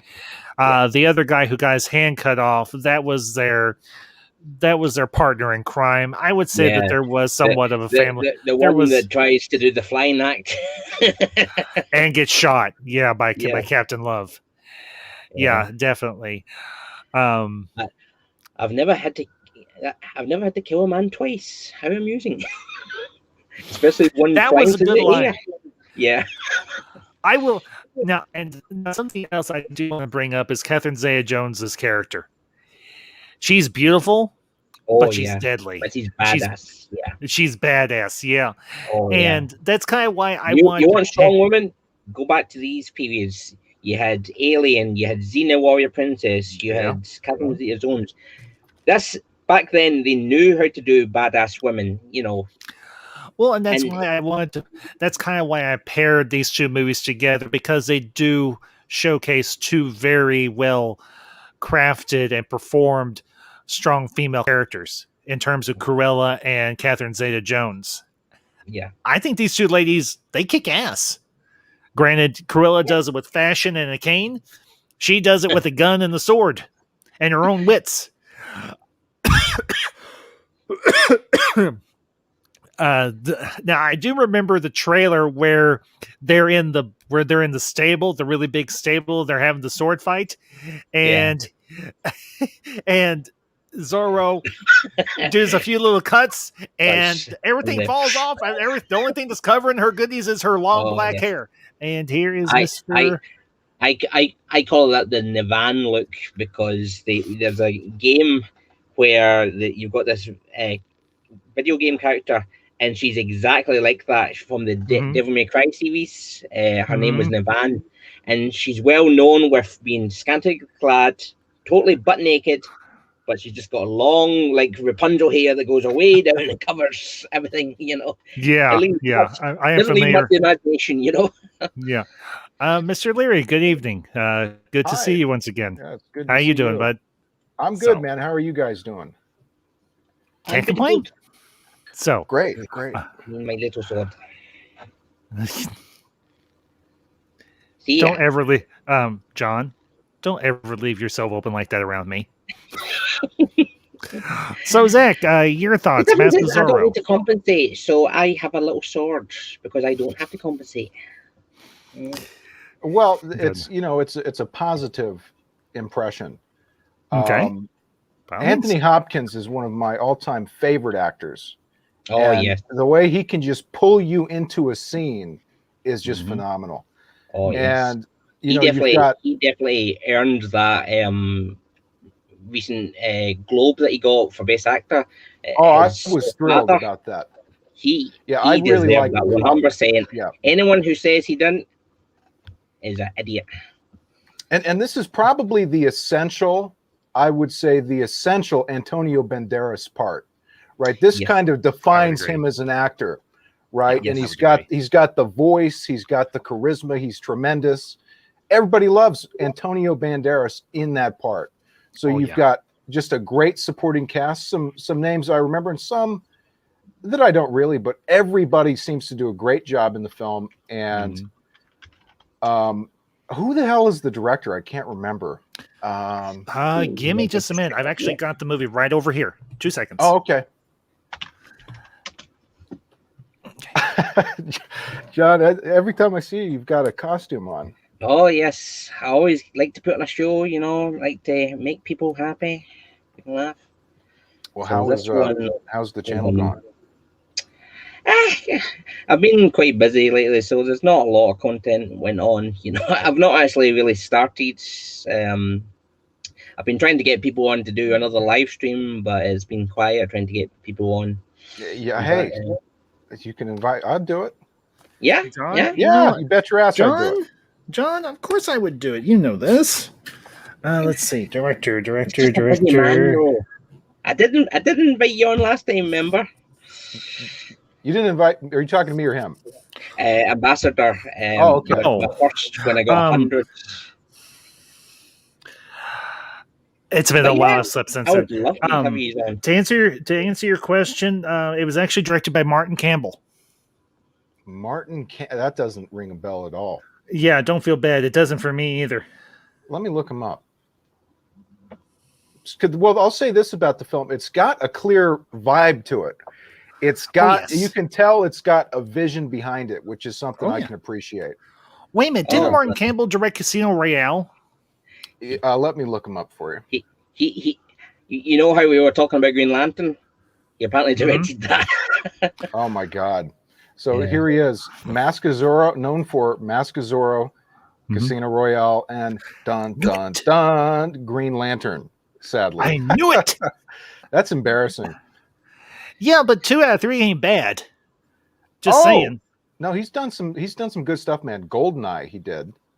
So Oh, I love Goldeneye. Yeah. One of these days, I'm going to do a Bond stream or a couple of Bond streams. Oh my God! Wait a minute. I thought Vertical Limit was quite good. He did that back in the 2000s. Oh, dude. Yeah, this guy, I take back what I said about him.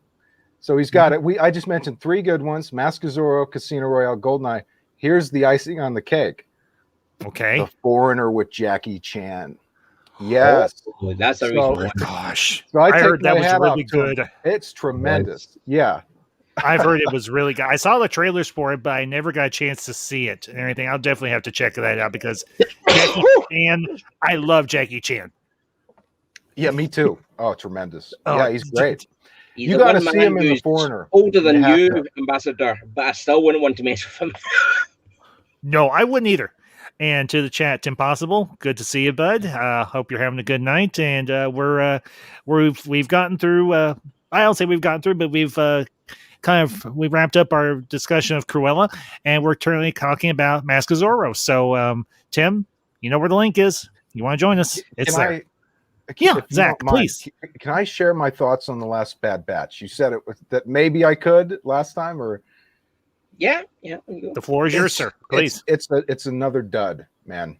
It's another dud. I have to agree. So, you know, I like him, man. I like him. I love the visuals. I'll keep watching it, but it's just Like I think we talked about this last time. If it's on track slowly to become a slog of a show. Yeah. You remember what I said last week with that episode. I'm going to watch it, but I think I dedicated all of maybe 10, 15 minutes of this stream to it. I'm not going to give it a whole lot of time. I'm not. Yeah. I mean, I gave Loki more time. I'm actually going to go. I saw that. Oh, did you watch Loki? What did you think? Yeah. I thought it was really, really good. Yeah. Same here. That's been the general consensus from a lot of people, except for the small vocal minority that just wants to crap on everything because, well, they have nothing else better to do, and they've never gotten it since the bicentennial. Well, you know what, Ambassador? So you saw it, right? Yes. Yeah. I thoroughly enjoyed it. Yeah. So I was so impressed by Owen Wilson. I was shocked. Same. Yeah, a lot of people didn't even recognize him in the role. He was great, but he was awesome. Mm-hmm. And you pair him with somebody like Tom Hiddleston. They have the capacity to do comedic and serious roles, and they do it well. They play off each other very well, and their dynamic is very, very. It's very tight. It's very synchronous. It works very well with one another. But yeah, I'm definitely this first episode hooked me, and I'm gonna follow it down the rabbit hole. Well, I'll tell you, man, I dig this idea. Not spend too much time on it if you don't want to, but that's fine. We can come around to Mask of Zorro, so that's fine. Oh, okay. I love this idea of this weird little agency. What are they called? The something of time? the Time Variant Authority. Yeah, I like it. I do too. I don't know what to tell you. I do like it. I'm behind it. Something I mentioned to John earlier, the design of the buildings and the design of the tech and just the overall design aesthetic for the TVA very much reminded me of something out of Hitchhiker's Guide to the Galaxy, which is a great film. I've seen that. Have you ever seen the BBC miniseries that they did?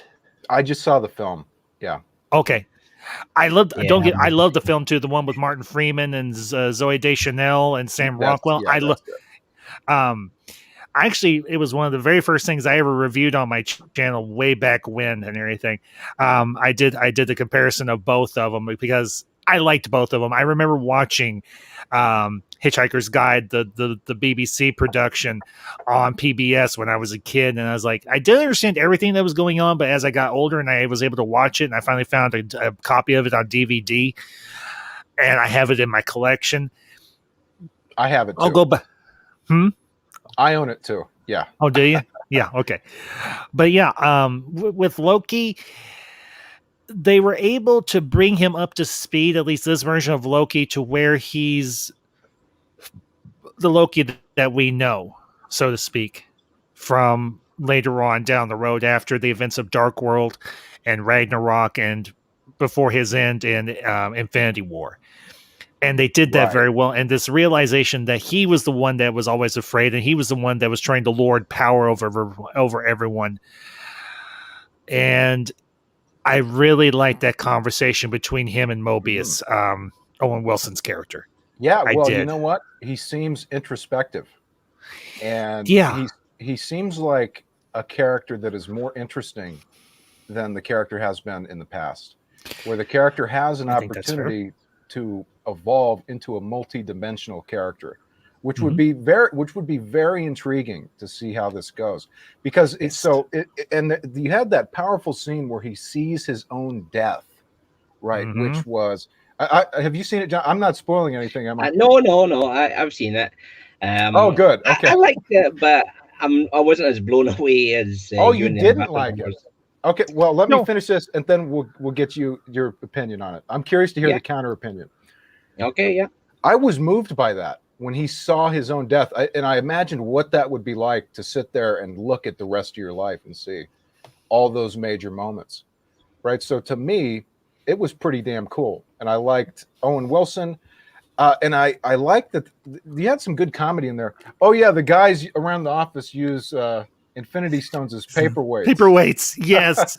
I laughed my head off. I was like, say what? These things that are all these all-powerful cosmic items are paperweights. But then you realize that joke. But then you when Mobius tells Loki, you tried to use yours, didn't you? He's like, yeah, and it didn't work. No, it didn't. So you realize that in the TVA, the Infinity Stones are rendered powerless because they are outside of time. Well, and so is any magical creature. Yeah. Right? I'm pretty sure. Well, no, Loki could have used his powers outside of that little thing that he was in during his trial. But I think there are places possibly within the TVA where magical abilities could be used. So that's a possibility. I'm not saying it's a definite, but it's a possibility. Okay, but general impressions from me and Ambassador, very positive.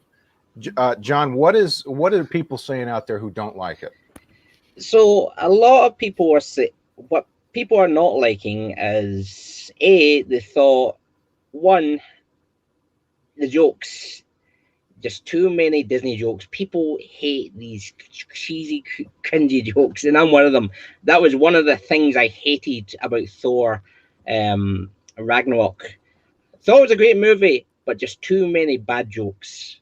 That was one of the biggest pet peeves. You know, they almost turn Loki into a kind of a joke, which I don't want to do because I love the character Loki.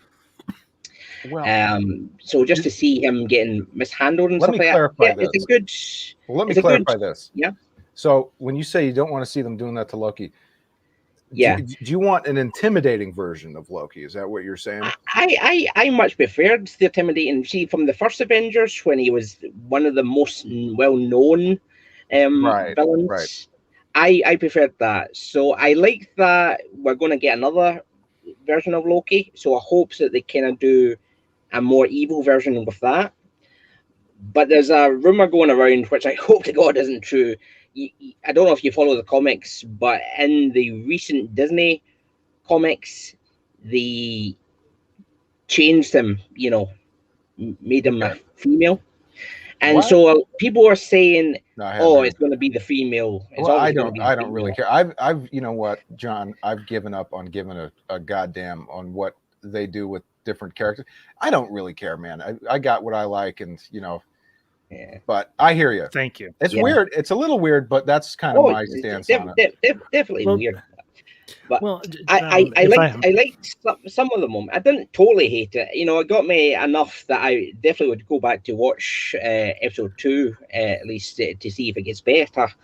Because I hated that we got on a cliffhanger and that we didn't get to see Loki, which is why people are pessimistic. For me, that was one of the best parts. When you find out he's tracking himself, that kind of blew my mind. Yeah, I didn't expect that. But if he's tracking himself, why keep him in shade unless they have indeed changed the character? which is, I think it's going to be a lot of hate for people who don't like the new comics, who prefer the older comics, because that was another change I didn't really like from Thor Ragnarok, where they made Hela a sister instead of daughter of Loki, which fine, fair enough, it's a different adaptation. But I'm just one of these, I want it to be like the comics. I didn't really read the comics, so I want to see what I missed to encourage me, But another thing that they're talking about is it kind of comes as repetitive. We had the whole development story, okay, where he developed, and now it's all been tossed out the window. But now we had this, like, I don't know, 5-10 minute to bring him up to date scene where it was basically filler, just the highlight moments from the greatest hits of Loki, and now he's all caught up and he's more or less he's going to be the exact same. So basically, I don't see how he's changing the character any, because he's still going to be a good guy,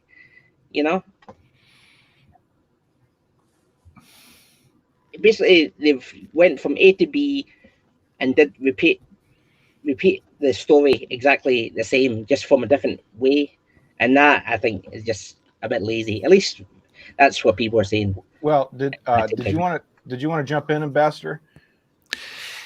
Yeah, I kind of do, because I don't see this the same way you do, John, because this is kind of going back to something we talked about before Zach came in. Media, pop culture is constantly evolving and changing, including the characters that dwell within all these different universes. And everyone's going to have their own take on them. It happens. And honestly, with Loki, they used that scene. I did not see it as filler. I saw it as important, because this is Loki witnessing his life and the decisions that he could potentially make, leading to what's going to happen to him at the end of his life's journey, and that being strangled in the grip of Thanos. Yeah. And honestly, this is, I think, not so much tossing everything that he has done, because if you remember, Mobius says to him, you're the main Loki is still out there. You are a variant. Right. So this is not the Loki we know. This is a variant, because he was supposed to go back to Asgard. He was supposed to do everything that was supposed to be done, but this variant is being brought in by the TVA, particularly Agent Mobius of the TVA, to capture this other variant. That's what they do. Well, maybe so eventually, sure. Go ahead, Zach. Well, so is this Loki? Didn't this happen in Endgame, right? Yes. Yeah. Yes. This was the jumping off point of this series is where that Loki in 2012 grabs the Tesseract and escapes, and then the TVA comes in. Did they find him in Endgame? No. The TVA. Okay. If you remember, in the episode, it shows that's where he escapes to. This is like the continuation of that story to where. Yeah, he jumps. He uses the Tesseract, or the Space Stone, to jump to the Gobi Desert, and the TVA hunters come in, restrain him, and take him to the TVA proper. And that's because they went back and got them from the past in that movie, right? Mm-hmm. Did they go? Yeah. What stone does he have? The Tesseract, the Space Stone. But the thing, if you remember, they mentioned none of the Infinity Stones work in the TVA because they are outside of time. There's some sort of technology or something that restricts their use. The people that work at the TVA use them as paperweights, which I honestly thought I got a chuckle out of it. I did. I thought it was funny. I did too. I didn't think the comedy was overbearing at all. But I thought I don't either. Because John, here's the deal, man: is you have these great performances backing it up, right? Owen Wilson, he's funny in a stiff kind of way, right? He's a stiff, and he's got that like sort of Like he's got that company man energy, like, oh God, all right, what are we doing now? Right. And I kind of thought it was funny, right? He reminds me of of like like a high school principal who's fed up, like, all right, what are we doing now? I liked his character a lot. And Tom did a good job too, man. I mean, I was impressed I with have him. to agree. Yeah. Well, the thing is, this gives Tom another chance. This gives Tom Hiddleston another chance to play with this character, because the Loki we know is going to be eventually killed by Thanos. This is a variant of Loki. This is not Loki Prime. This is variant Loki. Just like there is variants of probably umpteen dozen other characters in the MCU. I mean, think about this. As I mentioned earlier, this series really introduces the concept of the multiverse and of the whole concept of how time flows in the MCU. And it's setting up the universe for the next phase of the MCU. So what they're doing, what they did with WandaVision a little bit, and what they're doing with Loki to a greater extreme, is setting up the next phase, setting up what is to come. And I think this is going to lead to a multi-dimensional war, and maybe even another time war, which they referenced in that animated section and everything, when Loki gets in the TVA and he's in the queue and he's watching the video and all that other stuff. I love that world building aspect of this episode and of this series. So this for me is all icing on the MCU cake. I enjoyed this. I'm okay if they reveal that the Loki that the Loki variant is going after is a female Loki from another from a different timeline or from another multiverse dimension. Cool. That's Do it. a little trickier for me. I was hoping. I'll tell you what I'm hoping for. Okay, and that I'm open to that. And if they do it good, it has nothing to do with anything political. Like if that's the route they want to go and it's good, great. Okay, yes. But in my mind, I'm picturing the same looking Loki, but like a more sinister version than we've ever seen, like an evil one. Yeah. That is, I wanted that as well, so that we could get like a kind of repeat of what we got with Captain America. You know, where he's facing against himself, and because he thinks it's Loki. Well, that's not necessarily an evil version of Captain America. Right? I know, but I mean, you know, so we get to see him go up against. He thinks he's an evil version, but he's not actually. Maybe I could get behind that, a female Loki, because we don't have a female lead, really, do we? Not really. Maybe that one officer, that one hunter, maybe. But she's not impressive as a character. She was okay. I didn't like her. She served the point of the plot. That's what I agree, she did. But I don't see her as a main character. Yeah, she's a side character, definitely. You know, it's kind of like what me and John were kind of arguing about earlier with the fact of I don't know if you saw Cruella, John, or Zach, or if you're even interested. If you're not, that's cool. Okay. Well, I'm just not going to pay the, what is it, $20? $30. That's outrageous. Outrageous. I went to. It's not worth $30. I'll tell you that. I went to the theater. I paid $6 for my ticket, $11 with my drink, and I thoroughly enjoyed it. But one thing that they changed, and this was a nitpick of John's, the fact that they changed the race of Anita Darling, Roger Darling's wife, everything from a white woman to an African American woman. No, not just Anita, but Roger as well. Well, John, let me see if I can characterize. John's always. I think I can define John's perspective. He is a source material. I wouldn't say purist, but a little similar to that, right? You're a source material guy, and I get that. And that's what you subscribe to, right? And, I like anything from the classics. I like the original Stan Lee comics over the new Disney versions. In fact, most of the Disney stuff, I won't even buy those comics. I hated what they did to Captain Marvel. See if we got the Captain Marvel from the 90s, I would be all behind that movie. But because the Captain Marvel is based on their comic, John, what that is hiring the wrong people, and I've made that argument before. When it comes down to putting together a project, the most important thing you can possibly do is get the right people. If you have the wrong producer, the wrong director, the wrong casting, you're fucked. There's nothing you can do about it. right? So if you would pick you John, even the same script, you pick different producers, actors, and a director, that they could have turned that into gold. I have no doubt. I think it's a little more than that. I mean, that's part of the thing. I said this to Ambassador, that they are spot on nearly 90% of the time. Disney is spot on when it comes to the casting. They chose right when they chose Cruella. They chose right when they chose the Baroness, and they chose right when they did Maleficent. I know that's one movie that you don't like, Zach. I know you've mentioned that in the past. The what? But Maleficent? Maleficent, yeah. Yeah, I didn't care for it. Yeah, you didn't like that. Much so you might not like this one, because again, it's another one where they kind of changed her backstory a wee bit. Well, I don't even care about the character of Maleficent. I just didn't like the film, right? It had nothing to do with the backstory. But I wanted to mention this to you, Ambassador, before, if you wanted to segue back to Zorro, before we get to that. Sure. You know, I thought about it, and I think, to be honest with you, I judged The Mummy too harshly. Okay.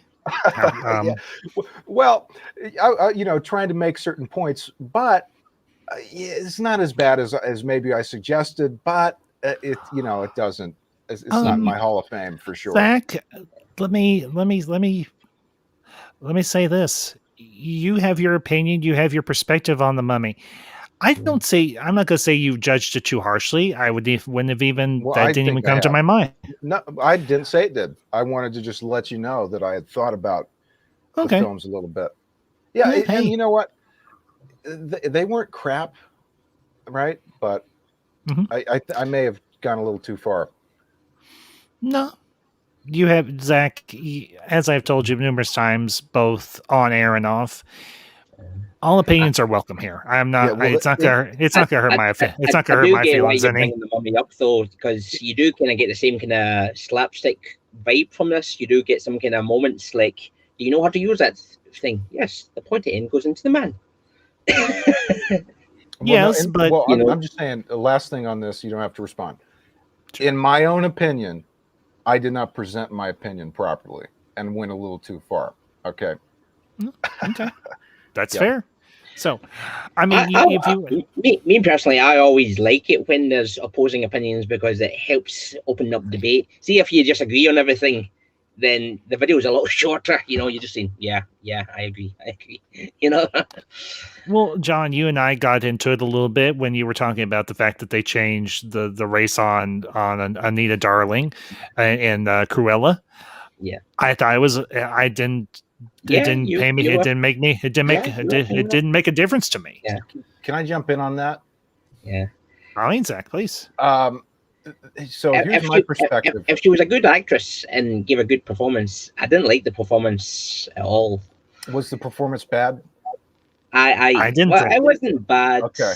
It was all right, but it wasn't what I classified as Anita. Anita was always kind of this kind of. In fact, I think in the original she was like Cruella's niece, I believe, whereas this she's more of a kind of school friend that they went to school with, or an orphanage.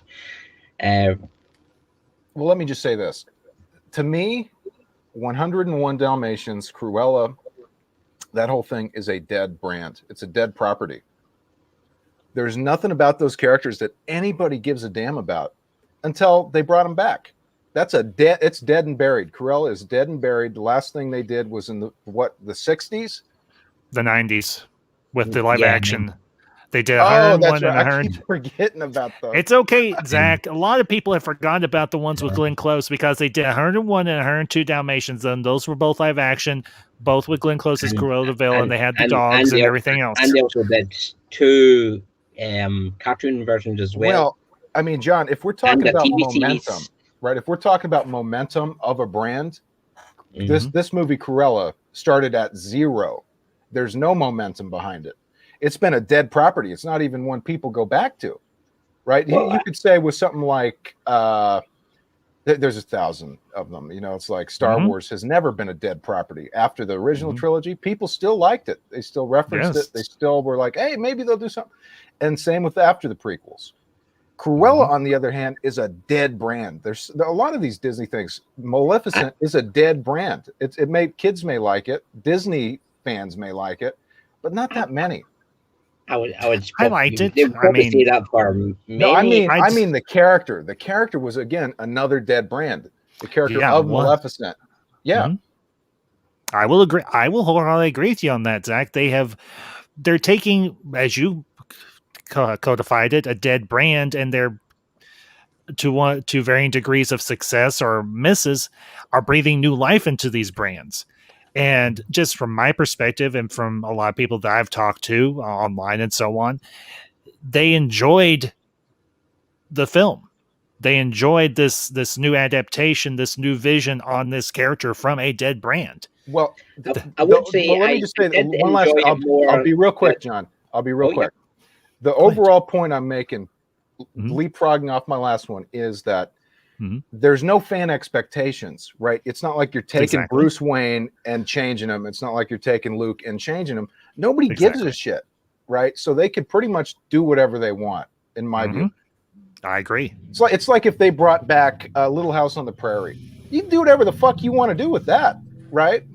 Oh, gee, you have an engine. Aren't you special? Sorry, Zach, go ahead. No, that's all I'm saying. If you want to bring back some dead, long forgotten brand, just because it has a tinge of nostalgia, and let me just say this, it's got a niche audience for those older, Disney cartoons. There is an audience, but it's a small one, right? But let's say you bring back Little House on the Prairie, you could change everything about that and just have the same basic scenario. Which they actually did. They tried that with other TV shows. It just doesn't work. Well, they actually did they tried to do a limited run or a limited reboot of Little House. Okay. And it didn't last very long. I think it was fairly well received, but I honestly don't remember. I could probably ask Madam Ambassador, because she's a big Little House on the Prairie fan. We have the whole series on DVD because she grew up on it as a kid. I liked it. It was okay. I know.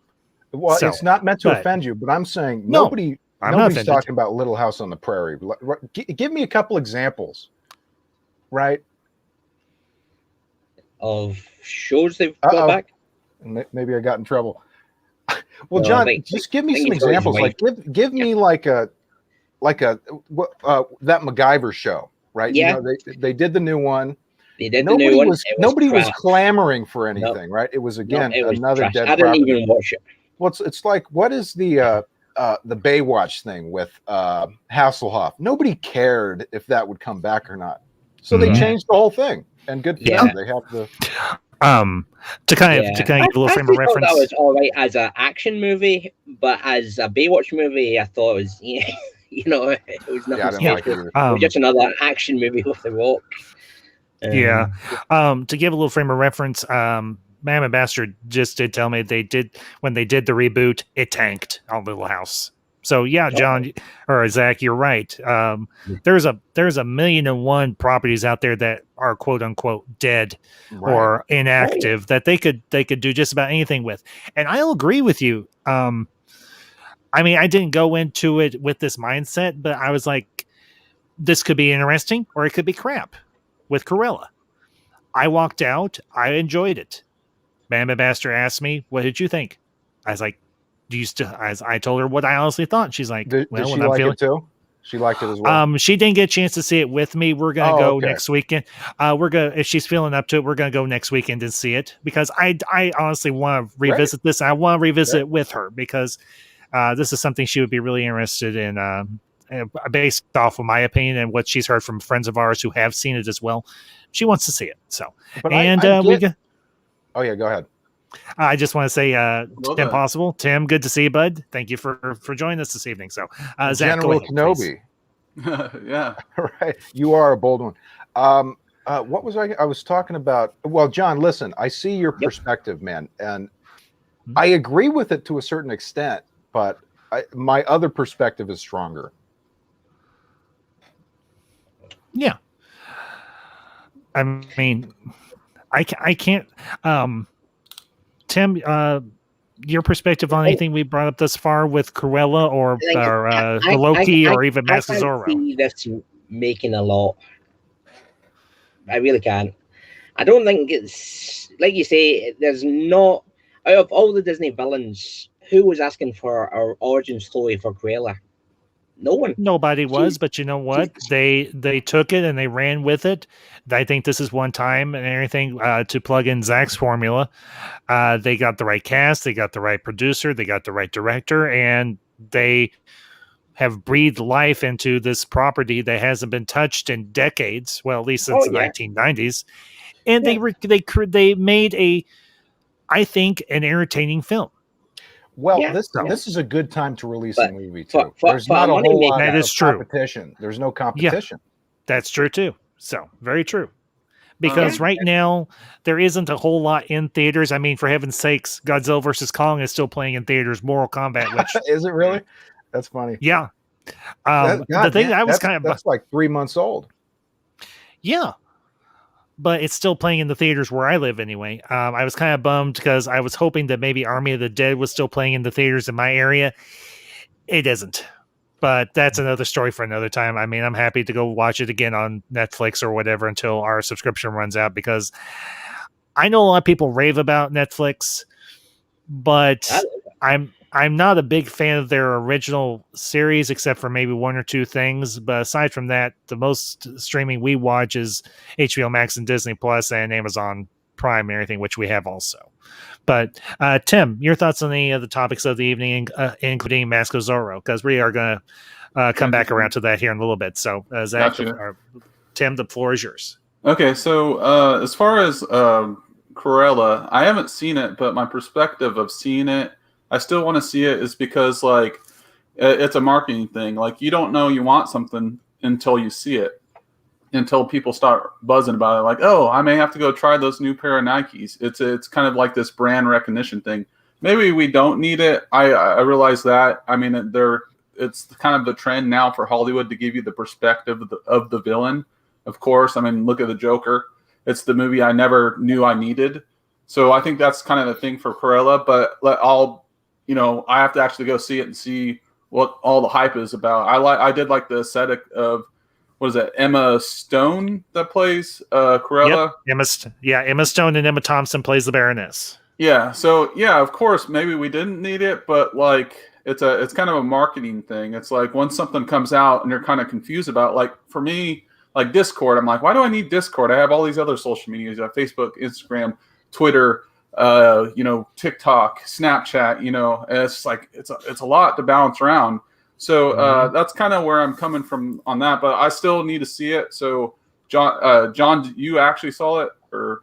I did, yeah. I watched it just tonight with my daughter, to which she fell asleep just over halfway. So I'm not sure if that's a good thing or a bad thing. We'll try watching it again tomorrow at some point. So is it made for the younger audiences, or is it more universal? Like it?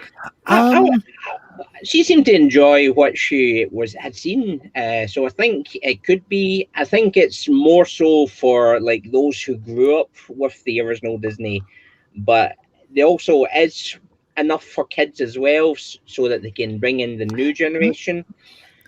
A lot of the songs and stuff like that, and the dated references, like from the 60s period.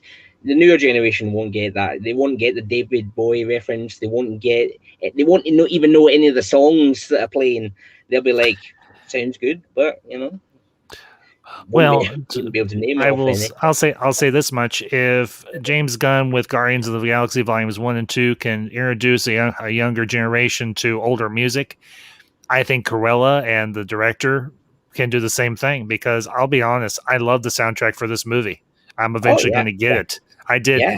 I actually enjoyed the soundtrack more than the movie, if I'm to be honest. Yeah. That was the biggest thing that kept me entertained. Without that, I think it would drag. In fact, one of the greatest things that I've heard a lot of people complain is, why is it 2 hours? Did it have to be 2 hours? Some people think maybe an hour and a half. There's a few bits in there that could have been clipped, to condense it more. But personally, it didn't feel like 2 hours, but that's me. And of course, as Albert Einstein said, time is relative.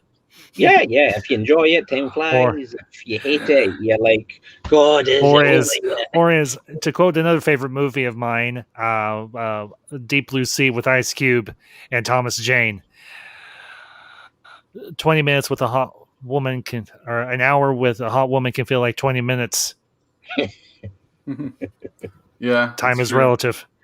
Yeah. So, but Like, yeah, honestly, I wanted to bring ahead, up Tim. like with Iron Man, the first Iron Man, or the first Avengers. They had the Back in Black song, and that made me want to listen to Back in Black, even though like yeah, like when Iron Man shows up in that one scene and Loki's like, yeah, that was awesome. Just like it heightened the moment, and it's like because it's like so rock and roll, and you know, it was just like, man, Iron Man is bad AF, right? And but no, like as far as Loki, I actually really like this episode, but I do understand a little bit about the Power Stones, or about the Infinity Stones.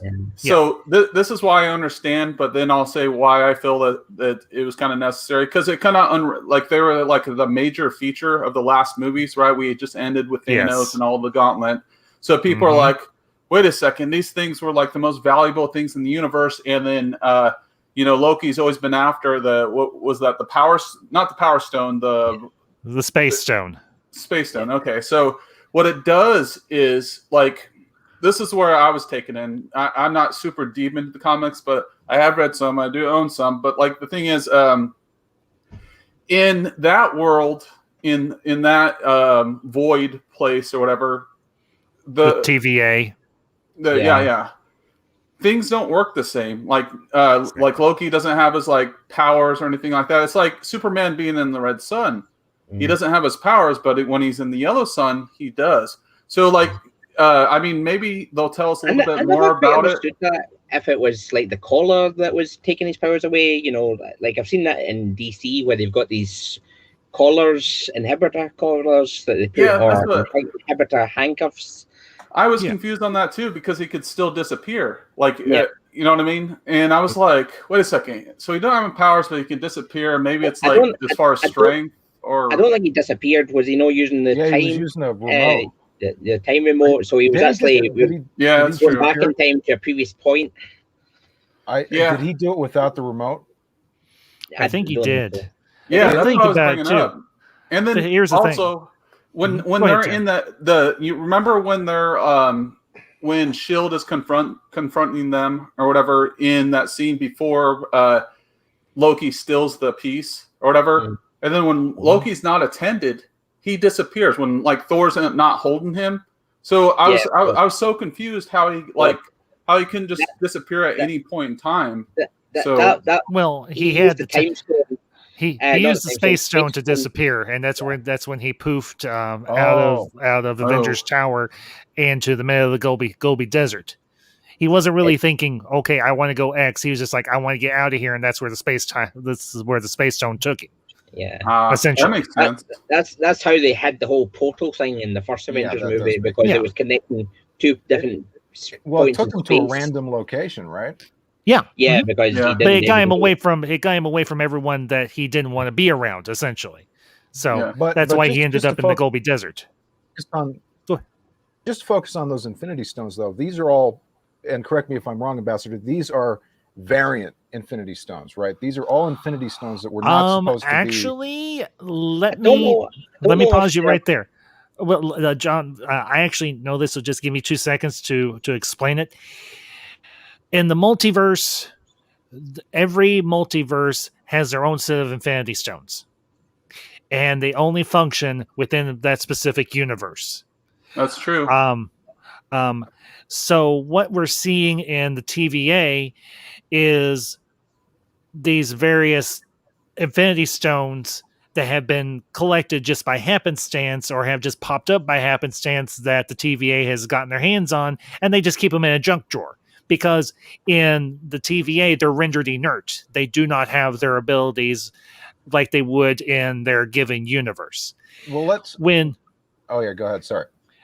When the collector explains the origin of the universe and the Infinity Stones and everything, he's giving a broad he's giving a overarching explanation for how the Infinity Stones just function.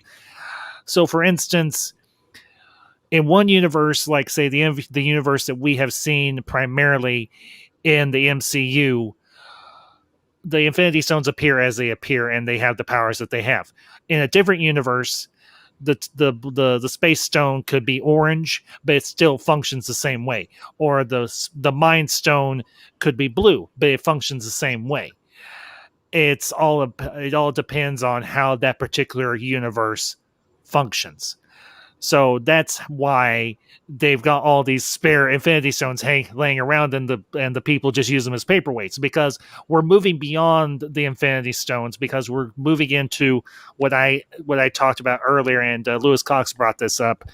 I think we're going to move into an aspect of the MCU where we're dealing with a multiversal threat, or a multi-timal or temporal event or issue, and that's why they're bringing Kang the Conqueror into multiverse or Quantum Mania in Ant-Man. Now, am I thrilled that they're using Kang the Conqueror as a villain for Ant-Man? No, I'm not, but at the same time, Ant-Man is technically an Avenger, as is Wasp, so it doesn't completely disconnect me from what they're trying to pull or what they're trying to do with this next phase. So, well, here's my other question. Has that been confirmed? Yeah, that he's going to be the villain for that movie. Has that been confirmed? Mm-hmm. Yeah. Oh.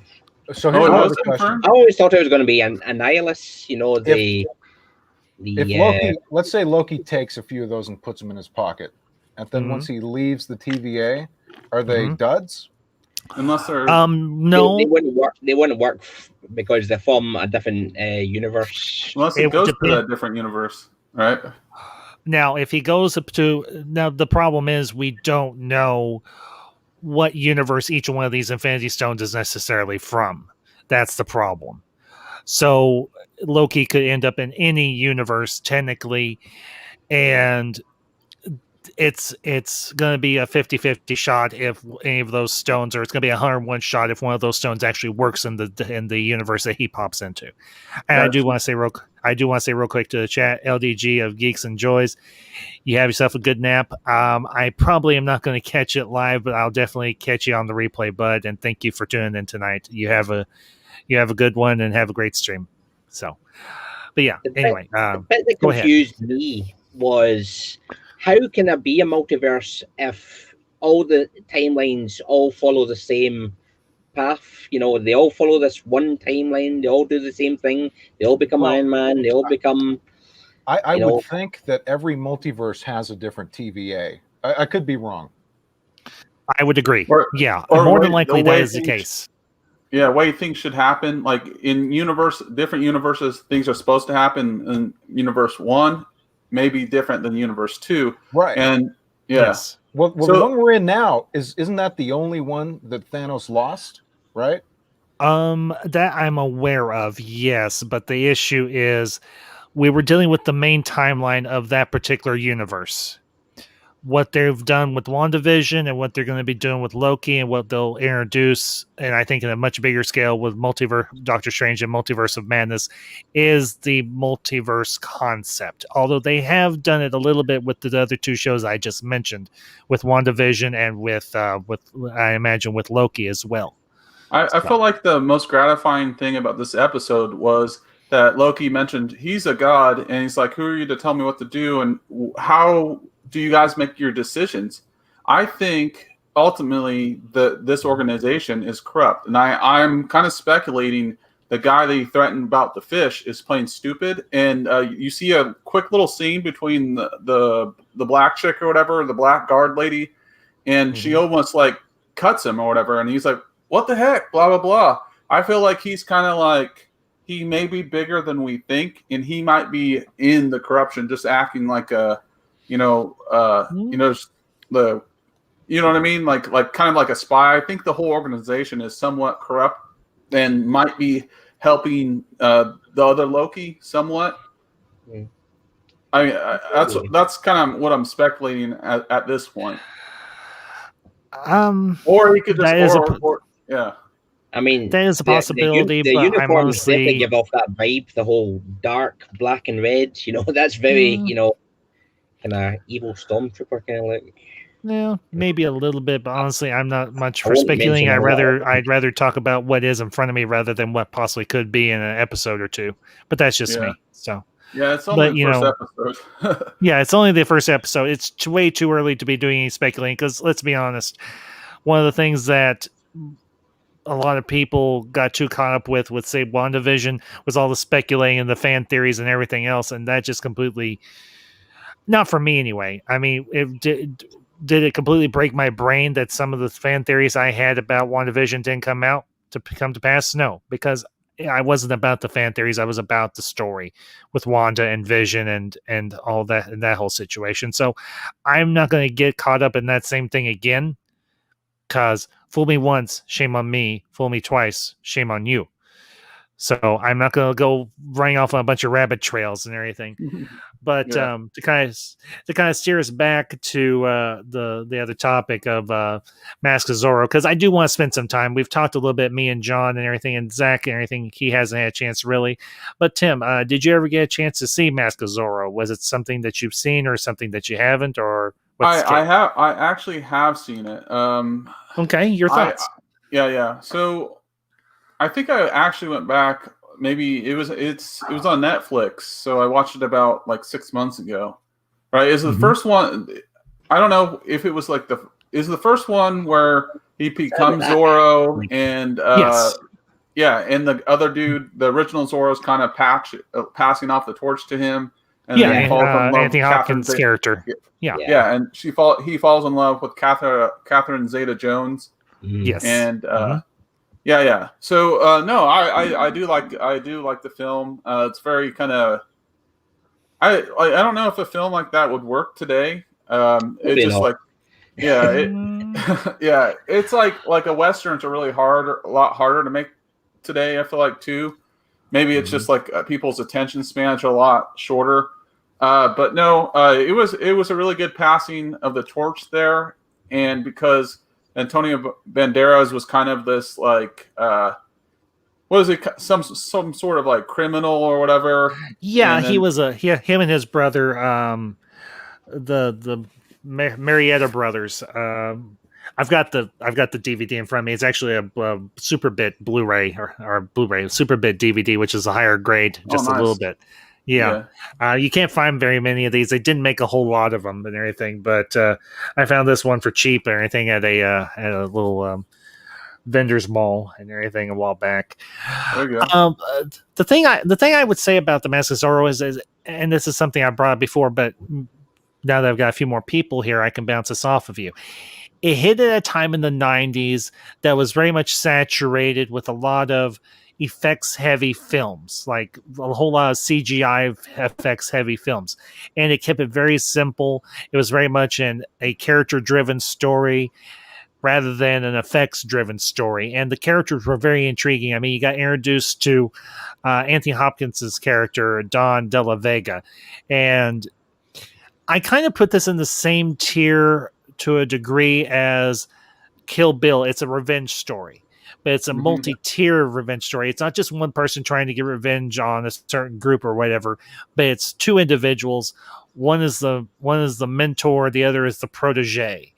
And Anthony Hopkins playing off of Antonio Banderas, you very much get that that theme with them, with Hopkins being the mentor and Banderas being the protege. And I honestly enjoyed the bits and everything in the movie where he's training him and he's actually cleaning him up, and he sniffs him, he's like, come with me, and he dunks him in the tub, and he's giving him he's like, clean yourself up, you stink. Yeah, you reek of tequila and you know horses. what, this movie reminds me of Pirates of the Caribbean before it was Pirates of the Caribbean. Pirates of the Caribbean was just like obviously more CGI, but like the character of Jack Sparrow feels very like Antonio Banderas' character to me. Yeah, I could see that. Yeah, it's got the same kind of action as it. But when it comes to similarities, I would say it's more like the Robin Hood movies. You know, Yeah. with the evil, you've got the good guy who's all for the people, standing up against the corrupt government, trying to help the people, give money back to the people.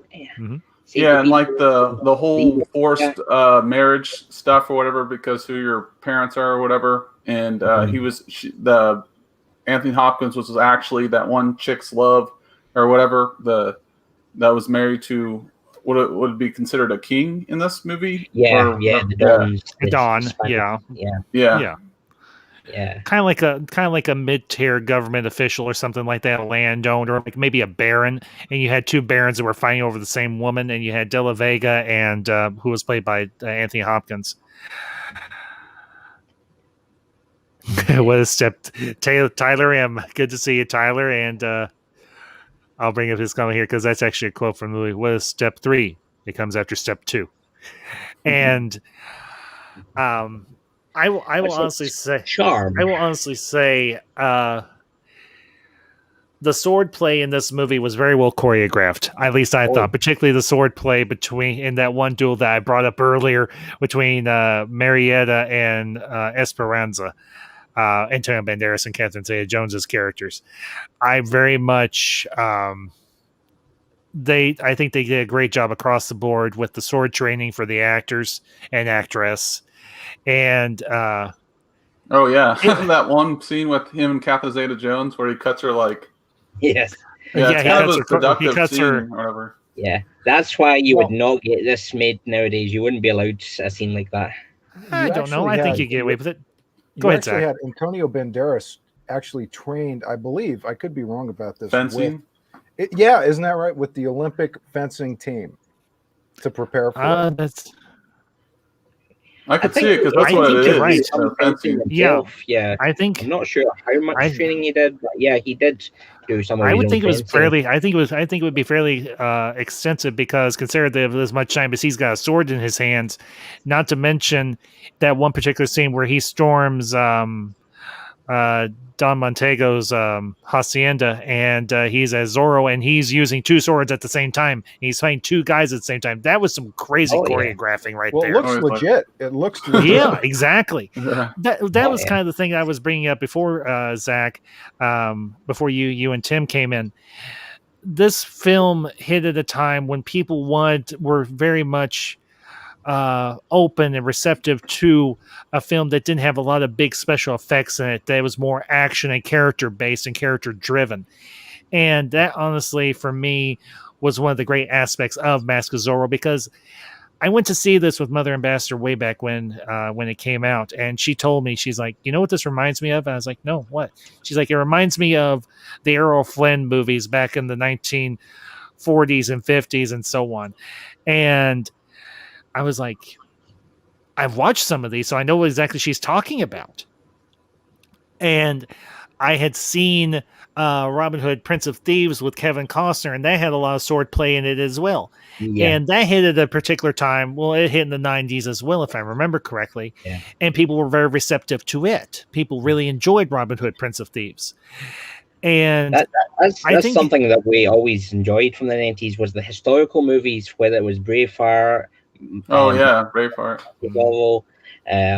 Any kind of movie where it was to do with ancient old England times, the old knights or medieval times, anything. First the last night, the first night, with Sean Connery. Even the Men in Tights movie. Robin Hood. Don't get me started on Men in Tights. I love that movie. That's a great movie. That was a movie I have avoided. No, you avoided it? Really? I heard terrible things about it. Oh. Is it one of Mel Brooks' very best? No, but it's good. It's fun. It's a comedy, though. If you just want to go in, it's a comedy. Yes, it is first and foremost a comedy. It's a spoof comedy. Isn't Chappelle in that show? Yes, he is. You have Dave Chappelle. I have to check it out. Oh, Dave Chappelle. Oh, he is hilarious. I thought it was a legit like it just a misfire.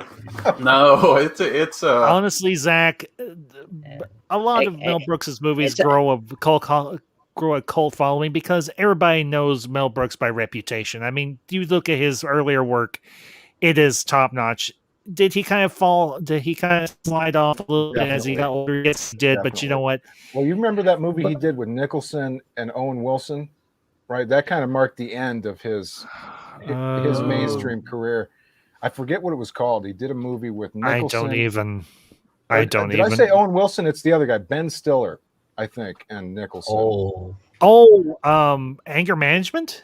No. It was like, How Do You Know? I think that's what I think. I'm thinking. Like I was thinking of Adam Sandler, not Ben Stiller. I can't even think of the movie, to be honest with you, Zach. I'm pretty sure that was Mel Brooks. I could be wrong. No, honestly, I think the one that kind of ended his mainstream career was Dracula Dead and Loving It, because everybody agreed that was the weakest of his Keanu films. Reeves? I love that film. Is that the one with Keanu Reeves?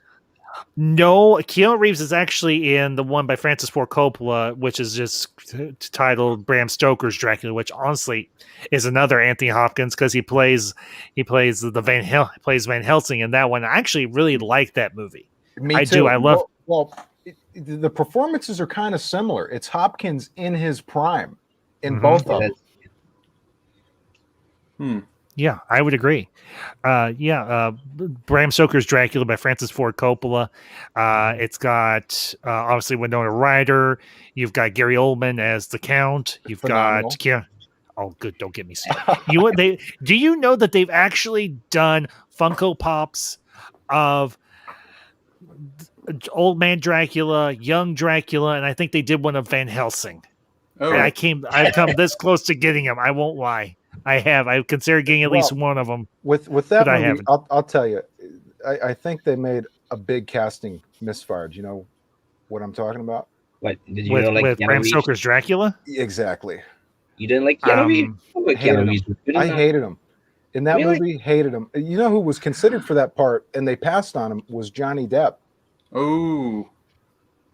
He would have been good in it. Yeah. Well, honestly, now that you mentioned that, Zach, I think I could see it better because honestly, seeing Keanu Reeves as a proper British gentleman, I don't hate it, but I don't hate it, but at the same time, I'm thinking you've got Bill and Ted playing a proper British gentleman. I'm thinking, well, and here's the problem. I'll tell you the real problem is you put him next to fucking Gary Oldman. And that's true too. Yeah. And Anthony Hopkins. More British than that. Right. And you know, Winona Ryder, she's not terrible, but you put her next to these other guys. By comparison, it just doesn't hold up as strong. Yeah, I'd have to kind of agree with you, but even in spite of the miscastings a couple of places, it doesn't diminish the film for me or anything. I mean, let's be honest here, and this is a point of contention me and John got into in terms of the casting of Anthony Hopkins as a person of Spanish descent. Right. This is something me and John got into in terms of the recasting or the race swapping of Anita Darling in Cruella. I personally saw no issue with it because it did not bother me. Just like nobody batted an eyelash when Anthony Hopkins was cast as Don De La Vega in The Mask of Zorro, for heaven's sake. And you also have to think about he played Odin. You know, he's not a Norwegian person or whatever. You think a Nordic god, you think of the blonde hair based on like the area, like a Viking. And, you know, he just kind of has that look and that really good voice that just like transcends. And so people kind of believed it or whatever. But his wife though, she looks like a Nordic person and she's absolutely gorgeous. Can't remember the actress' name. Renee Russo. Oh yes, is that Renee Russo as Freya? Yeah, she's very nice. You know who doesn't look like a Nordic person? Who they chose for Valkyrie? Oh yeah, that's true. That did bother me a little bit. She's a good actress for sure. Again, but I was that's another change they made for the case of just changing race. Well, who cares? I don't really care, but Hopkins may be my favorite part of the film, guys. to be honest yeah. with you. Every listen- time he's on screen, I mean, it is just amazing. I mean, he's got that presence about him that you don't see too often, right? He's got that presence that whatever it is, he has it. He's a movie star. That's what it is. He's a movie star. Oh, he's great. Were you about to mention Westworld? Is that Yeah. what you were going to say? Yeah. Awesome. He was amazing. In the first season, like that's like why I watched. And did they kill him off in second season or whatever? I watched the third season. They killed him in the first, but that was a big mistake. Oh yeah, they brought him back. Yeah, I think, right? Yeah, they did. Yeah, they did. Yeah. I recently watched season 3. Yeah. Yeah, they're rewriting everyone, or like clone. Well, not like they're kind of cloning everyone, or right now in season 3. I was like, dude, this is getting crazy. But anyways, yeah. Tyler, good to see you, bud. Yeah, good to be on here. You're welcome. Yeah, Stuart Wilson. The one that they got to play the Don. He talk about one of the best villain choices. I mean, he also played another great villain in Lethal Weapon 3, which I would say is the best Lethal Weapon movie ever, where he played Jack Travis. You know what I'm talking about? Yeah. Stuart Wilson. I haven't seen Lethal Weapon 3 in a very long time. I thought Jet Li was the villain. No, that's Lethal Weapon 4. That's number 4. That's the more cheesy one. I liked Lethal Weapon 4. It was okay. I think that was the second time we saw Leo Getz. I think he first showed up in the second one.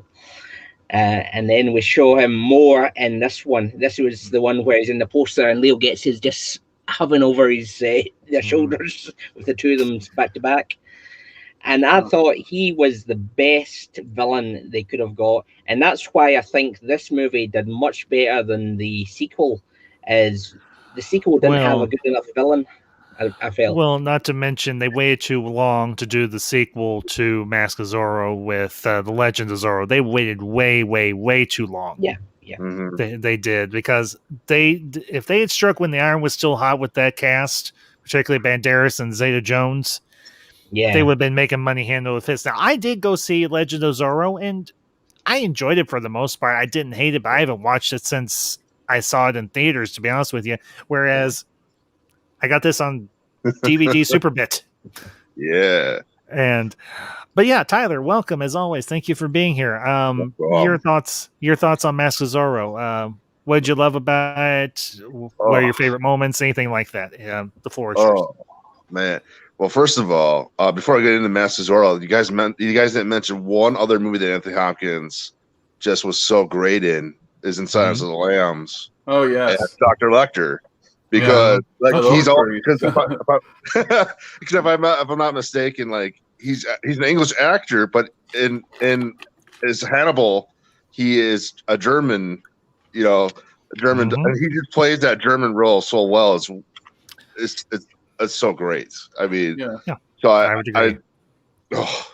Anthony Hopkins is so versatile that way, guys. I mean, he is just he has that universal look where he could play multiple parts. He doesn't necessarily have to be that demographic or that region, whatever. But he's great. That's it. That's what an actor is, right? Yep. For me, he was the reason that I watched, the show Westworld. See, as soon as they killed him off, the show went right downhill. It did lose quality after him, I felt like. But I'm still watching it. They did bring him back, but for me, it's not as good though. Here's why I didn't bring up Hannibal. I don't like when people only see him for that, right? Which is kind of followed him. That's fair. For That's a long fair. time. Yeah. He did a great performance, but he's tremendous in almost everything he does, unless it's a B movie, right? He's put out some bombs, but they're B movies, right? Exactly. He did them for a paycheck. Yeah. That's true. Kind of like what he did when he did that one with Chris Rock and everything, where he plays the twin brother of the agent. That was definitely a B movie for Anthony Hopkins, but you could tell I think he actually had fun with him, and I think there was good chemistry between him and Chris that's Rock. important. Having a good time is important. But exactly. See, just to give you an example with him, is he won the Oscar for The Father, and then the very next movie, I think it's called The Virtuoso. Don't quote me on that. I'm pretty sure that's what it was. I have no idea. And he comes out with this new movie, and it's like worse than a Redbox movie, right? Nobody's ever seen a movie this bad. Yeah. Netflix is like hold my beer. Like Netflix has some really bad movies on there. Yeah, that's I know a lot of people rave about Netflix and their catalog, but honestly, you get like three or four movies deep into a particular category, and you're like, what the hell is this? Yeah. Yeah, Whereas, I agree. Yeah, I think that's oh, go ahead. No, go ahead, Tim. It's okay. Oh, I was just gonna say that. I mean, I feel like that's with like every streaming service, right? Like they're not so much. I would have to say, in terms of quality, just from start to finish, of the two we have, HBO Max and Disney Plus, their catalogs are very strong all the way through. Yeah, but they're not pumping out content as much as Netflix. We'll give them time, though. Yeah, give them time. I mean, Disney's got the worst selection I've ever seen. I watch it for fucking one episode a week. That's why I have it, for one episode. Yeah. Right? I've already seen all their movies. Yeah. But you know what? And that's fair, Honestly, of the two that I watch most often, I do. A lot of it is like that cheap kind of High School Musical documentary kind of stuff, and I'm like, who the hell is paying Disney Plus for this? Who's watching this? I think some people buy it for their kids, probably. Yeah, and then the nostalgic factors of the older movies or whatever. But I mean, they do have I mean, once they get on their groove, like Netflix was the one that like set the example. They still have the most subscribers and all that, but they're gonna at some point in time, they're gonna have to become a little bit more picky of what they're allowing on There's Netflix. No doubt. Yeah, I have to agree. I have to definitely agree. There's a term now. It's called dumped on Netflix. Somebody produces I've heard of that actually, and they sell it. They sell it to Netflix for $1 over the budget, and they can say it's profitable. Amazon Prime's pretty bad at that too. I mean, Amazon Prime's a good deal because you get the stuff with the shipping and stuff, but there are really bad stuff. They're even worse, dude. I mean, Amazon is bad. Other than The Boys and that new superhero show. And on Amazon, here's the problem with Amazon too: is you can't really trust the rating system on Amazon. It really bugs me. Like I'll go and look for like a document. Like the other day, I was looking for like a ghost documentary. All these things come up. It looks like somebody filmed like an iPhone movie, and everybody on the cast just wrote a 5-star review to it. Yeah. Unfortunately, that can't happen. I think that's the case with all platforms, though. I mean, Disney is just probably the worst for it. The problem is they don't put out the analytics, so you don't know what's true. Like when I look at like Netflix, they have like their top 10 now, which is kind of a good thing. It gets all right. What's on the top 10? But then I question them. Why? How are they doing this? And I'll watch one of them that they recommended high rating, and I'm like, man, that was trash. But then someone that's maybe top 7 or 8 might be better than the actual top 1 or 2. It's happened before. But then also I see often it happens times is the older movies or series will beat out that they just got the newer stuff they're dropping, like the Netflix exclusives. So like a Jason Statham, for example, oftentimes like Homefront and other movies had on there will be number 1 or number 2. And they're older movies that didn't necessarily do well in the box office, but for some reason they're beating out this the newer stuff they're dropping. Well, you know what? It's kind of fascinating to me. Some people like the older stuff better. Well, it's almost like a second release, right? It's almost like you're re-releasing a film when you put it on Netflix. It's very interesting. Yeah. Well, and as I often try to do, I tried to look up where the movies I review are playing on streaming. And amazingly, I was kind of surprised to see this. If I recall correctly, Mask of Zorro is currently on HBO Max. Oh, nice. At least I'm pretty sure it is. So, that's probably why it's not on Netflix. It was on Netflix. Got the sequel, unfortunately, but not the. Yeah, the sequel, as we kind of mentioned, they waited too long to do it. Yeah. They waited entirely too long to do it. If they had not waited as long as they did, I think it would have been better. But I think honestly, Zach did bring up a good point. The villain for the second one wasn't as strong. I mean, I like Rufus Sewell as an actor. He's done some stuff I did enjoy, and he's done some stuff I've gone, yeah. But as whereas Anthony Hopkins as a white person, a white man playing an ethnic person in terms of a person of Spanish descent works. Rufus Sewell as a person of Spanish descent does not work. Well, you know, it's interesting. It is. Oh, go ahead. I was going to say, I thought Rufus though had some, like, I thought the original when they cast him too, I thought he had some Spanish in him or something like that. Not that I'm aware of. Anyway. But maybe not. But I could have sworn I thought there was some reason to that. Well, the second one, but I'm not sure. I see Hopkins as pretty integral, but I get that. That movie wouldn't have been the same without him. But he was a good actor, but when you brought he wasn't as known. When you brought up a Spanish actor playing the part, I was trying to think of who would be good for it. And let me know if you guys have any ideas on who else could have even done that. But who came to mind for me, I could be wrong, but Ricardo Montalban came to mind. You know what? Yeah, I could see that. I could see him as the. I could definitely see him as. I could see him as the villain, most definitely as the mentor character, or as De La Vega. No, but definitely as the villain, absolutely, because he has that presence and he has that reputation. I mean, obviously, he's played one of the greatest movie villains of all time, Khan Noonien Singh. Need I say more? Well, I'm saying if you want to take out a white actor in Hopkins, who are you going to replace him with, right? Yeah, that would be probably the most logical choice. And the problem with that is it's hard to find someone as big an actor, as well known as Hopkins. You know, everyone knows Hopkins. Mm-hmm. That's true. Whatever part of the world, you know, everyone pretty much loves him. If you want to sell the movie, right? But you've got tremendous. The person that you mentioned, what was the name again, Zach? The actor who played Khan in Wrath of Khan. Oh, Ricardo. Yeah. He is a good actor, and he would be good as a villain, definitely. But I don't think he could replace Hopkins as the original Zorro. Maybe in his original days. I think what's different today is that they're, like you were talking about last show you did, was that there's not as many movie stars as there were. I mean, we're living in a different era, a different time. Mm-hmm. And around this era was like the movie star like peak, I feel like, in the 90s. Mm-hmm. I agree.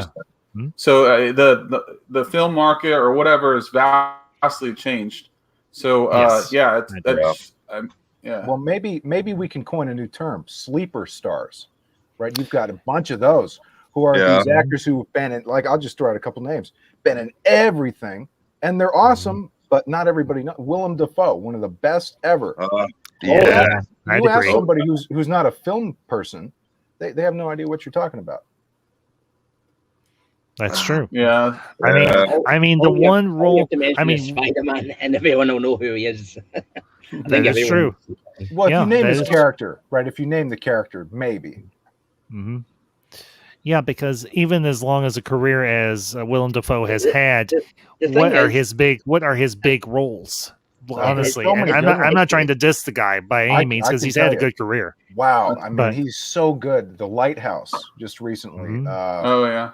Florida Project. I think he was nominated for an Oscar for that. He's just great, man. He's just always done a great job.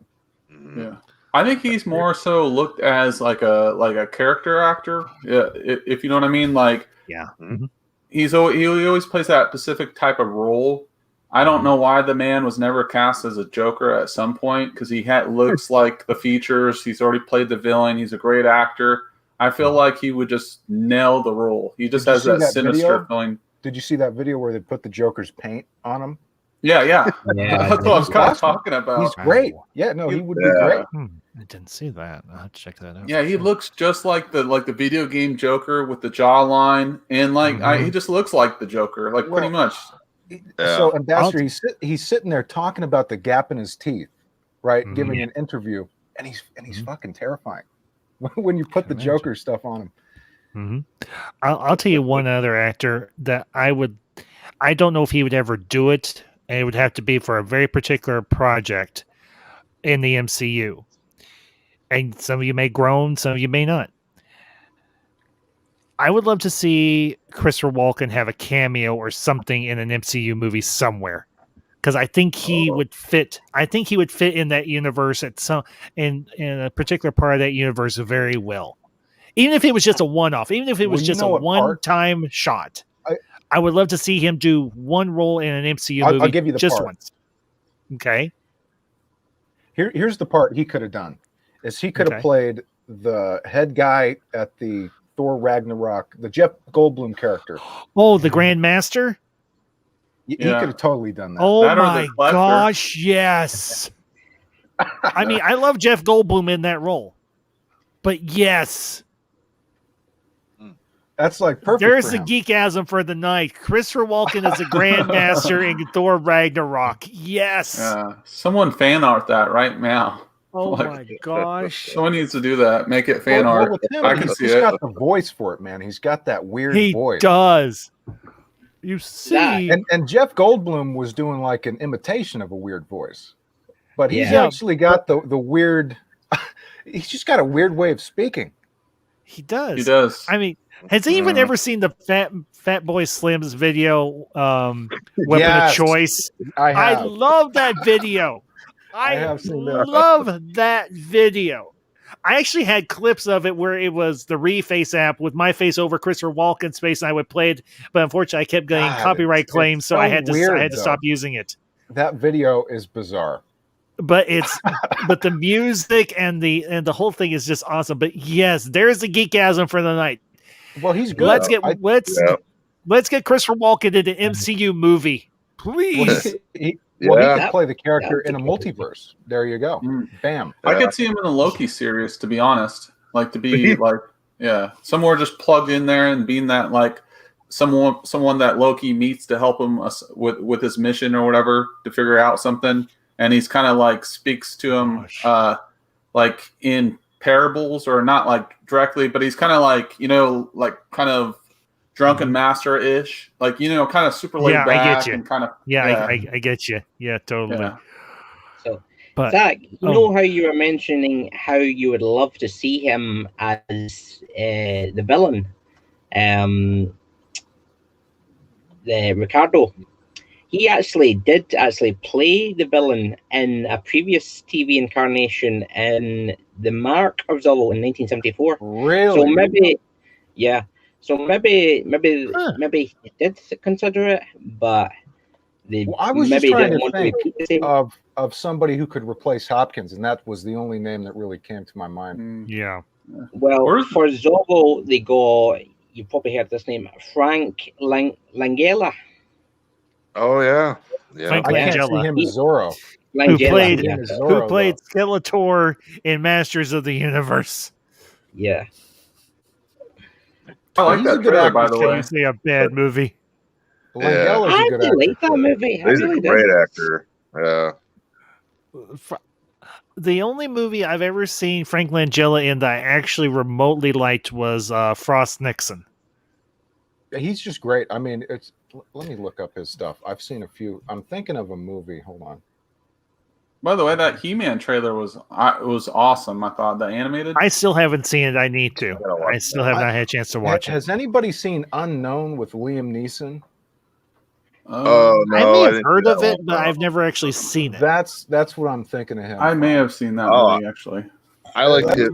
No. I've seen the new Unknown. But it was an older one. It's like, I think from 2011 or something, but he plays the bad guy in that. Yeah. Well, Liam Neeson can play a good guy. He can play a bad guy. He can play just about anything. He's good at it. Oh, yeah. But I was going to say, Frank was great.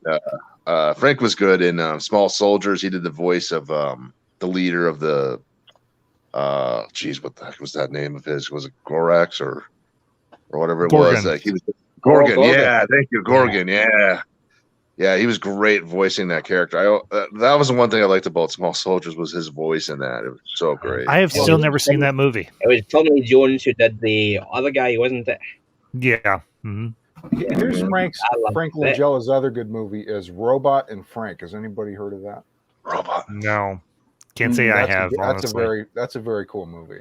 Okay. Robot and Frank. You know the thing about Liam Neeson, his movies all seem like very similar. Like even that, like it's hard to distinguish them. Unfortunately, he's a great. I think he's a good physical presence because the man's like 6'4" or 6'5". Mm-hmm. He's a big dude. Well, he's got charisma, but his problem is, man, is he went after he did Taken 1. He did. Schwarzenegger was brilliant. As after he did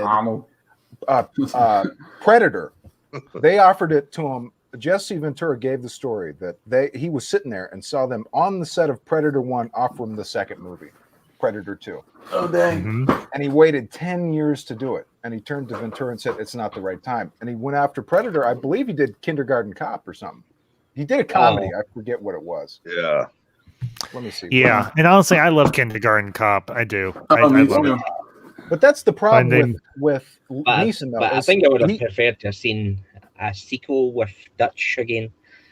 Liam Neeson should have done a comedy after fucking Taken. And he goes and does all these big action movies. Well, unfortunately, I think he got caught in the whole action movie cycle, and he just didn't know how to get out, which kind of stinks. Well, his performance in Schindler's List is one of the best I've ever seen. Right? He's a great actor. On that movie. He's a great actor, but Yeah. And I like his action movies too, but I'd like to see him do something like artsy. I think the problem with his action movies is they got too cookie cutter. They all seem the same, kind of like what Tim was saying. Well, he did one on a plane. He did one on a train, right? And he's going all over. Well, to go. Okay. What's next? He'll do one on a boat, right? That's how many times are they going to take his daughter? Jeez. Okay. You brought up planes and trains, Zach. This one's for you. How could you rent the thing anyway without a credit card? I have a gasoline card. You can start by wiping that fucking dumbass smile. I've been wearing the same underwear since Tuesday. Oh, jeez. Why are you tidies? Planes, trains, and automobiles. His next movie will be on a boat. I guarantee it. He's done the train. He's done the plane. He'll do a boat next. We'll have to see. And Price is right. Good evening. Good to see you, bud. No, like you see a trend with like emerging stars. I was the exact same though, because that's basically what Under Siege was. The first one, he was in the Navy, he was on the boat, and then they take his daughter, and then he's on a train. Did you say Under Siege? Yeah. Yeah. I hated it. See, honestly, it's not my favorite. I've only seen Under Siege and Under Siege 2 maybe once on both. And that's it. I am so whatever the opposite of a fan is that's how I view Steven Seagal. He was eyed as Batman back in the day. What's that? He was eyed as Batman back in the day. Oh in the 90s. God! Dear Lord, Thank no! God. That would have been worse than George Clooney. By far, but that would have been way worse than George Clooney. I mean, if you think back about it, he was in his he's big back in the day. Like, I mean, now he's really big, but like, he sucks. Yeah. Rob Schneider told a story on Howard Stern, and Rob Schneider says Steven Seagal made him wait in Steven Seagal's trailer for like 30 minutes, and Steven Seagal finally comes out and he said, "I just read the greatest script I've ever read," and he says, and Rob Schneider says, "Oh, who wrote it?" And he says, "I did."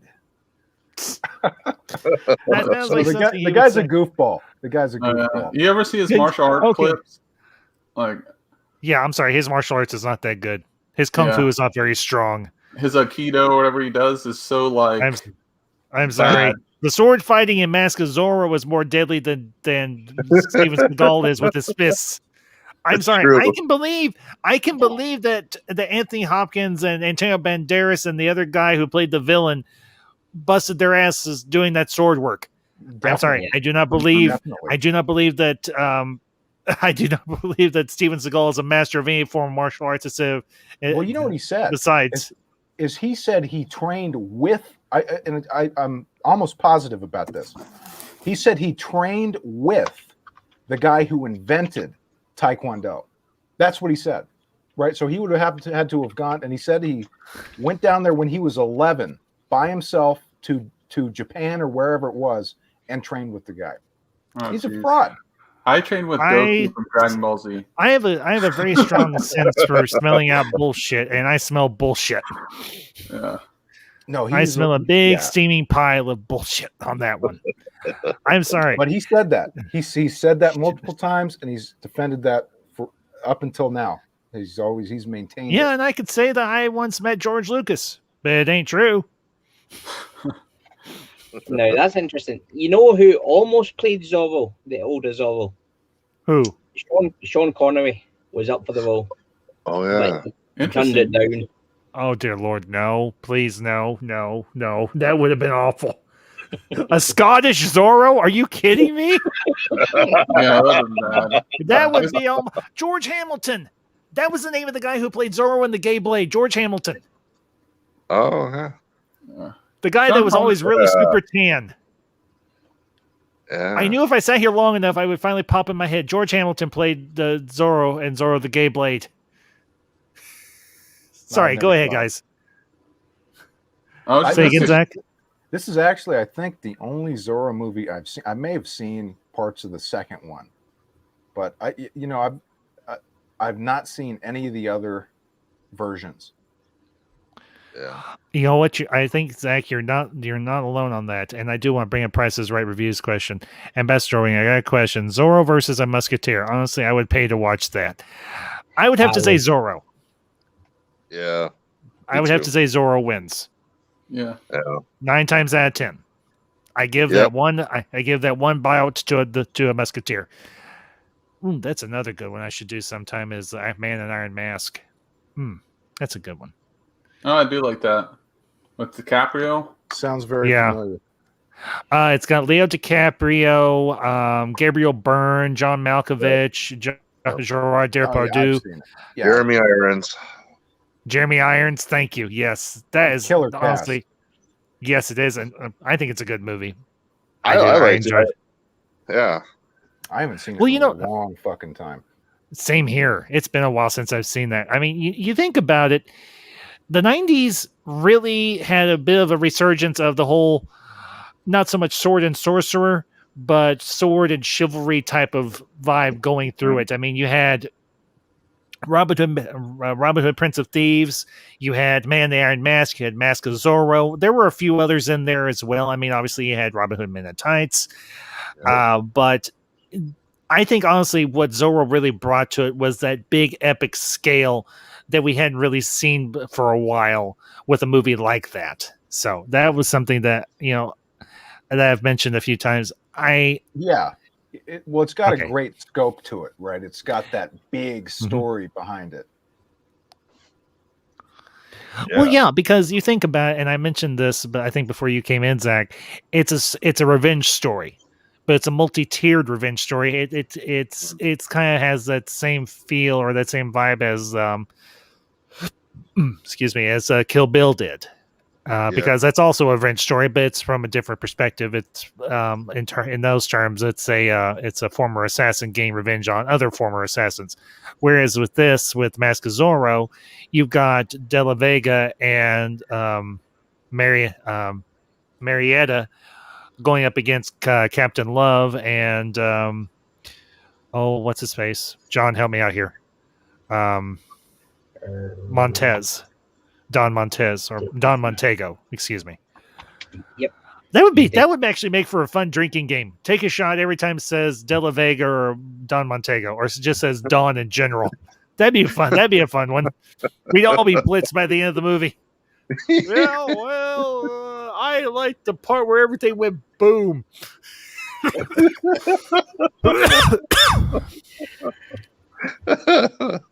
That's great. Oh gosh. Right. For me, any bit with Zeta. Oh, Zeta. Yes. Yeah. As I mentioned, that's why I paired as I mentioned before, you guys, Tim and Zach and Tyler came in. That's why I paired Cruella with Mask of Zorro, because you had two very intriguing and I think honestly very good performances by two very talented actresses in two roles that were singular to themselves in many ways. I mean, think about it. The character of Esperanza, she's tough, she's beautiful, she's very sensual in a lot of ways. I mean, you think about that dance scene between her and Marietta. Whew. They cranked up the sexy on that scene right there. I mean, there's no way around it. This movie is a big movie in her career. It is very much so. Yeah. I mean, this made her like an A-list actress in a lot of ways. And it's kind of a shame we haven't seen her in anything in a while. I think the last big movie she did was Crash, I think. Like an A-list actress in a lot of ways. Mm-hmm. Tyler? I'm sorry? Oh, I thought you dropped off. Oh, no, I'm here. Okay. Well, you were saying, go ahead. Well, she still looks all right for her age. You know, she could still do some work. There's no doubt. Yeah, I agree. Mm-hmm. Well, it's because, she did this, and then she did Entrapment with Sean Connery. I love that movie. I won't lie. That's a great movie.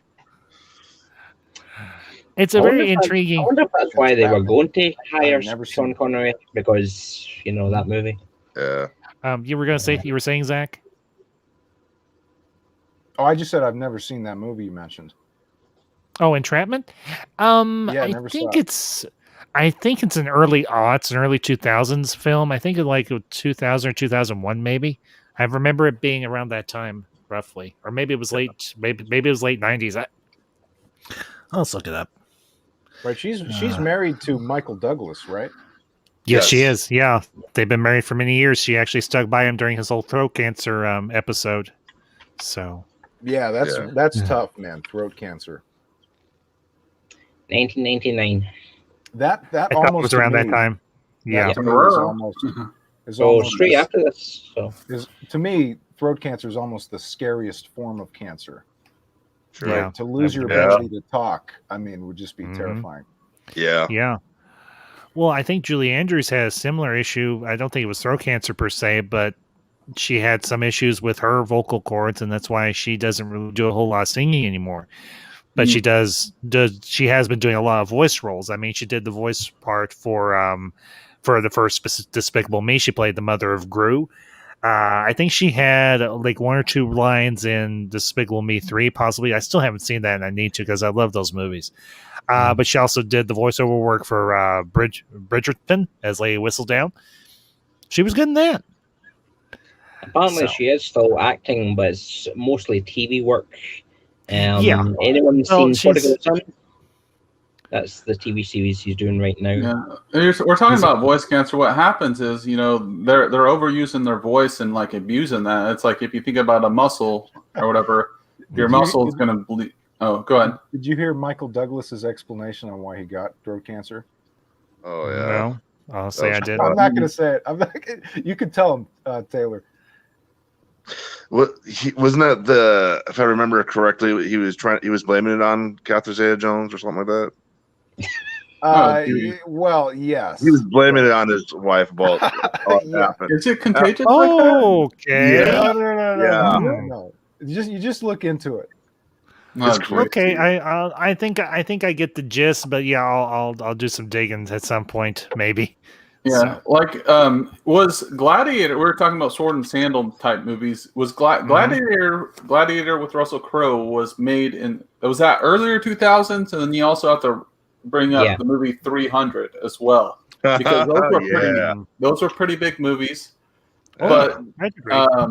So now it's harder for those movies to thrive for some reason. They don't really work. Look at what was that other movie with Gerard Butler, Gods of Egypt or whatever, didn't do very well. The budget was don't get me started on Gods and of then Egypt. you had the Hercules movie with The Rock, which I knew was going to bomb. That was all right. And then that was actually all right. I thought that was all right. It was okay, but I was just like, well, I don't know. I was like, Rock as Hercules doesn't really work for me. And then they had one of the best recurring jokes I've ever seen with that guy who kept waiting for his death. Oh yeah. Yeah, he's a great actor. Him. Yeah, it's just like, but the thing is, it's like, so you look at the Justice League. Justice League is very Greek god-ish, right? It like all of them are in gods in their essence, right? And then like what the Zack Snyderverse, like they're essentially the new gods replacing the old gods, right? They're the modernized gods. Like as far as making a reference, you got like the Flash replacing Mercury. I can't remember his name. Yeah, Mercury. Okay. Yeah. And then you have Superman essentially being more of the Zeus character, the all in powerful. So like each of the newer characters are reflecting the old gods. These are essentially like the new gods. That's why I love Greek mythology, to be honest. One of my favorite Disney movies is actually Hercules, to be surprising, and then probably Lion King. Well, Lion King is probably my favorite. Well, then it's probably Hercules. So I'm sure you're a fan of the. How do you like the Clash of the Titans movies? I actually do like those movies. I do. The first one was cool. I like all them. Release the Kraken, and he uses Medusa's head or whatever, and freezes it. No, I dug that movie. Yeah. Now I have to ask you, Tim. Have you ever seen the original? I saw the Odyssey. I've seen the Odyssey. I'm not talking about the Odyssey. I'm talking about the original Clash of the Titans. I don't think I've seen. I don't think I have. You should check it out sometime. Don't tell me it's better. What year did it come out? What year? 82. It depends say that again, on Tyler? what you like. 82. Like, 1982. Old I'm gonna have to classic. watch it. No, I'm all into the Greek mythology. They had an awesome animated series on Netflix that was just amazing. I forgot what it was called, but it dealt with Zeus sleeping with like an earthly woman or whatever, and his wife getting.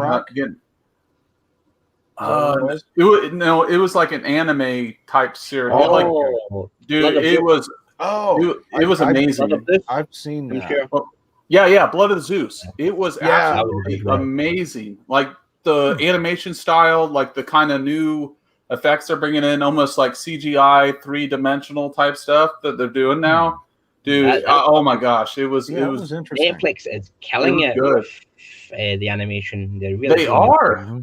The Transylvania or whatever with the Dracula. They recently they dropped the third season. Yeah, Castlevania was solid. Was good. I like the Voltron. Yeah, I like Voltron too. Voltron was good. I haven't seen it. Yeah, I haven't seen that. The Love, Death, and Robots is awesome. Yeah. Everybody seen that? Yes. No, I haven't seen it. Love, Death, and Robots. I'll have to watch it. Totally. I dig that type of stuff, man. Yeah, it's great. Yeah, it is. I think you dig it. Yeah. They've got 2 killer seasons, by the way. I want more though. Because after the way the second season ended, I was like, oh man, I want more of this. Yeah. The funniest shit was when that lady's vacuum bot was trying to kill her. That was great. Would you like to sacrifice your dog? Yes or no? It's just Oh my gosh. Oh goodness. Well, guys, we've been going for over 3 hours now, and as much as I would love to keep this going, I have to work in the morning, so we're going to probably wrap up here, but I want to give everyone a chance to give their final thoughts on any of the topics of the evening, whether it's Mask of Zorro or Cruella or anything else. So we'll go around the horn. We'll start with Mr. Leary and work our way down to John, and then we'll close out. So the floor is yours, gentlemen. Okay. When it comes to Cruella, my final thought is, just to wrap it up for me, is that it's a dead brand. So if they want to do whatever they want to do with it, good for them. And in terms of Zorro, I think you have great performances. You have Anthony Hopkins, who is killer in the film. You have almost career-defining performances from both Catherine Zeta-Jones and Antonio Banderas. Right, you've got a big story. You've got a story that seems like it was told by an auteur. You've got a visual style to it. You've got a flow to it. And I enjoyed Mask of Zorro for sure. Excellent. Okay. Tim, Yeah. the floor is yours. Do you care if I plug my channel? That's fine. Just By all means. Yes. Yeah. But So I was off anyone knows I was gone for like several months because YouTube took me off, and I'm glad to be back streaming.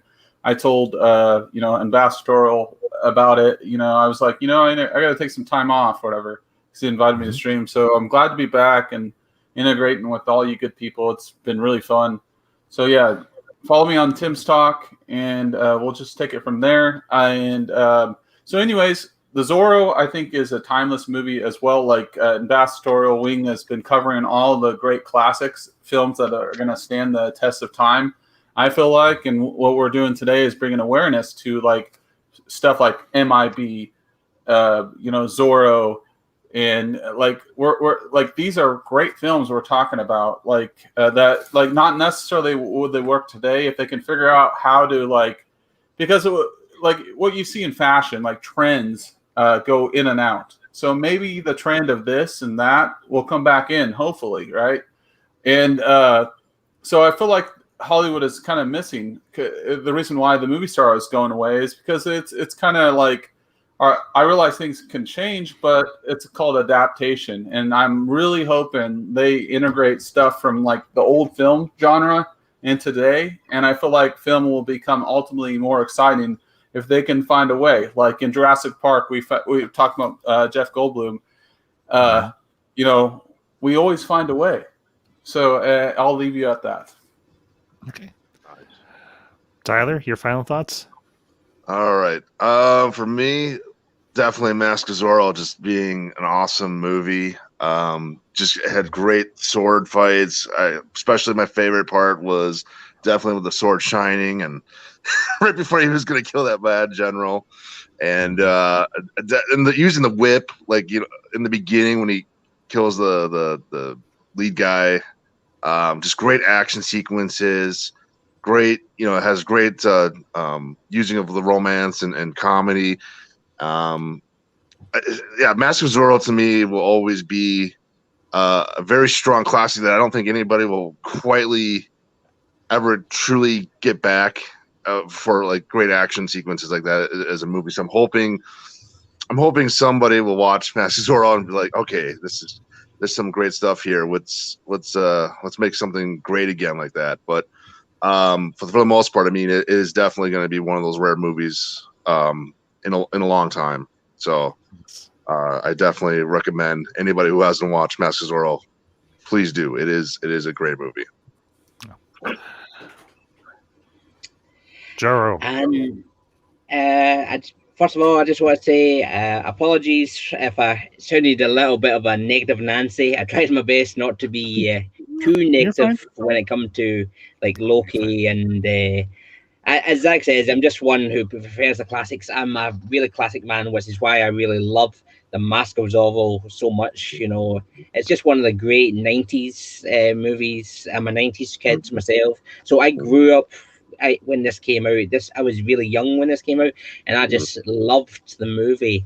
So I would highly recommend this movie. As you can see, it's inspired me. And Disney, I'm just gonna say, Disney, you killed my childhood. I will kill you. Prepare to die.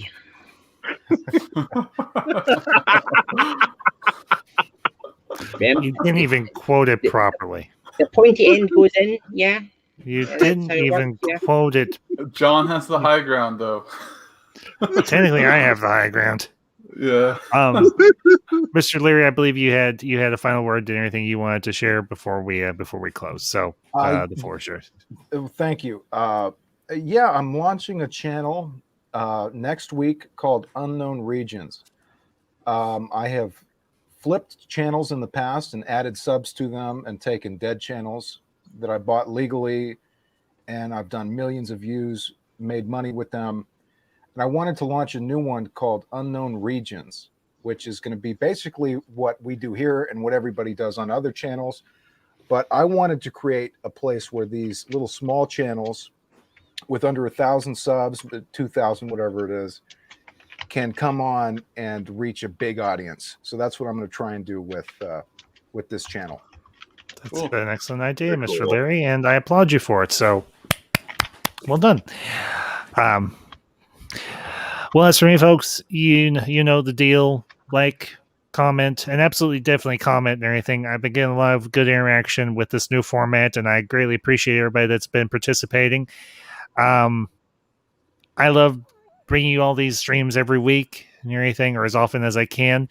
If in terms of my final thoughts, Cruella, I think honestly, for me at least, is one of those I'm definitely gonna get when it comes out on home video. It does have a very personal feel to me in terms of the story. The acting is I feel very top notch, and Mask of Zorro has been, always will be a favorite of mine that will never change. I do want to let you all know there will be no GEEKASM next week. I'm taking next weekend off and everything that's been with Madam Ambassador, but I will be back with the Council of Ones as we continue our review of Babylon 5 on Friday evening. And I am going to try and do another stream maybe earlier in the week or on a different night, or maybe I'm not sure what I'll do, but I'll definitely going to do another stream. I'm actually considering doing another director spotlight sometime this coming week. So I will keep you all updated on social media when I decide when I'm going to do that and what the topic will be, but it will definitely be a director spotlight. So, but I want to thank my panel this evening, Legends of Zorro, Big Daddy John Bamford, Mr. Zach Leary, Tim Possible, and Tyler M. Gentlemen, it was a great time, and thank you all for being here tonight. That all being said, you have a great night wherever you are at, and until next time, these are the Ambassadors, signing off.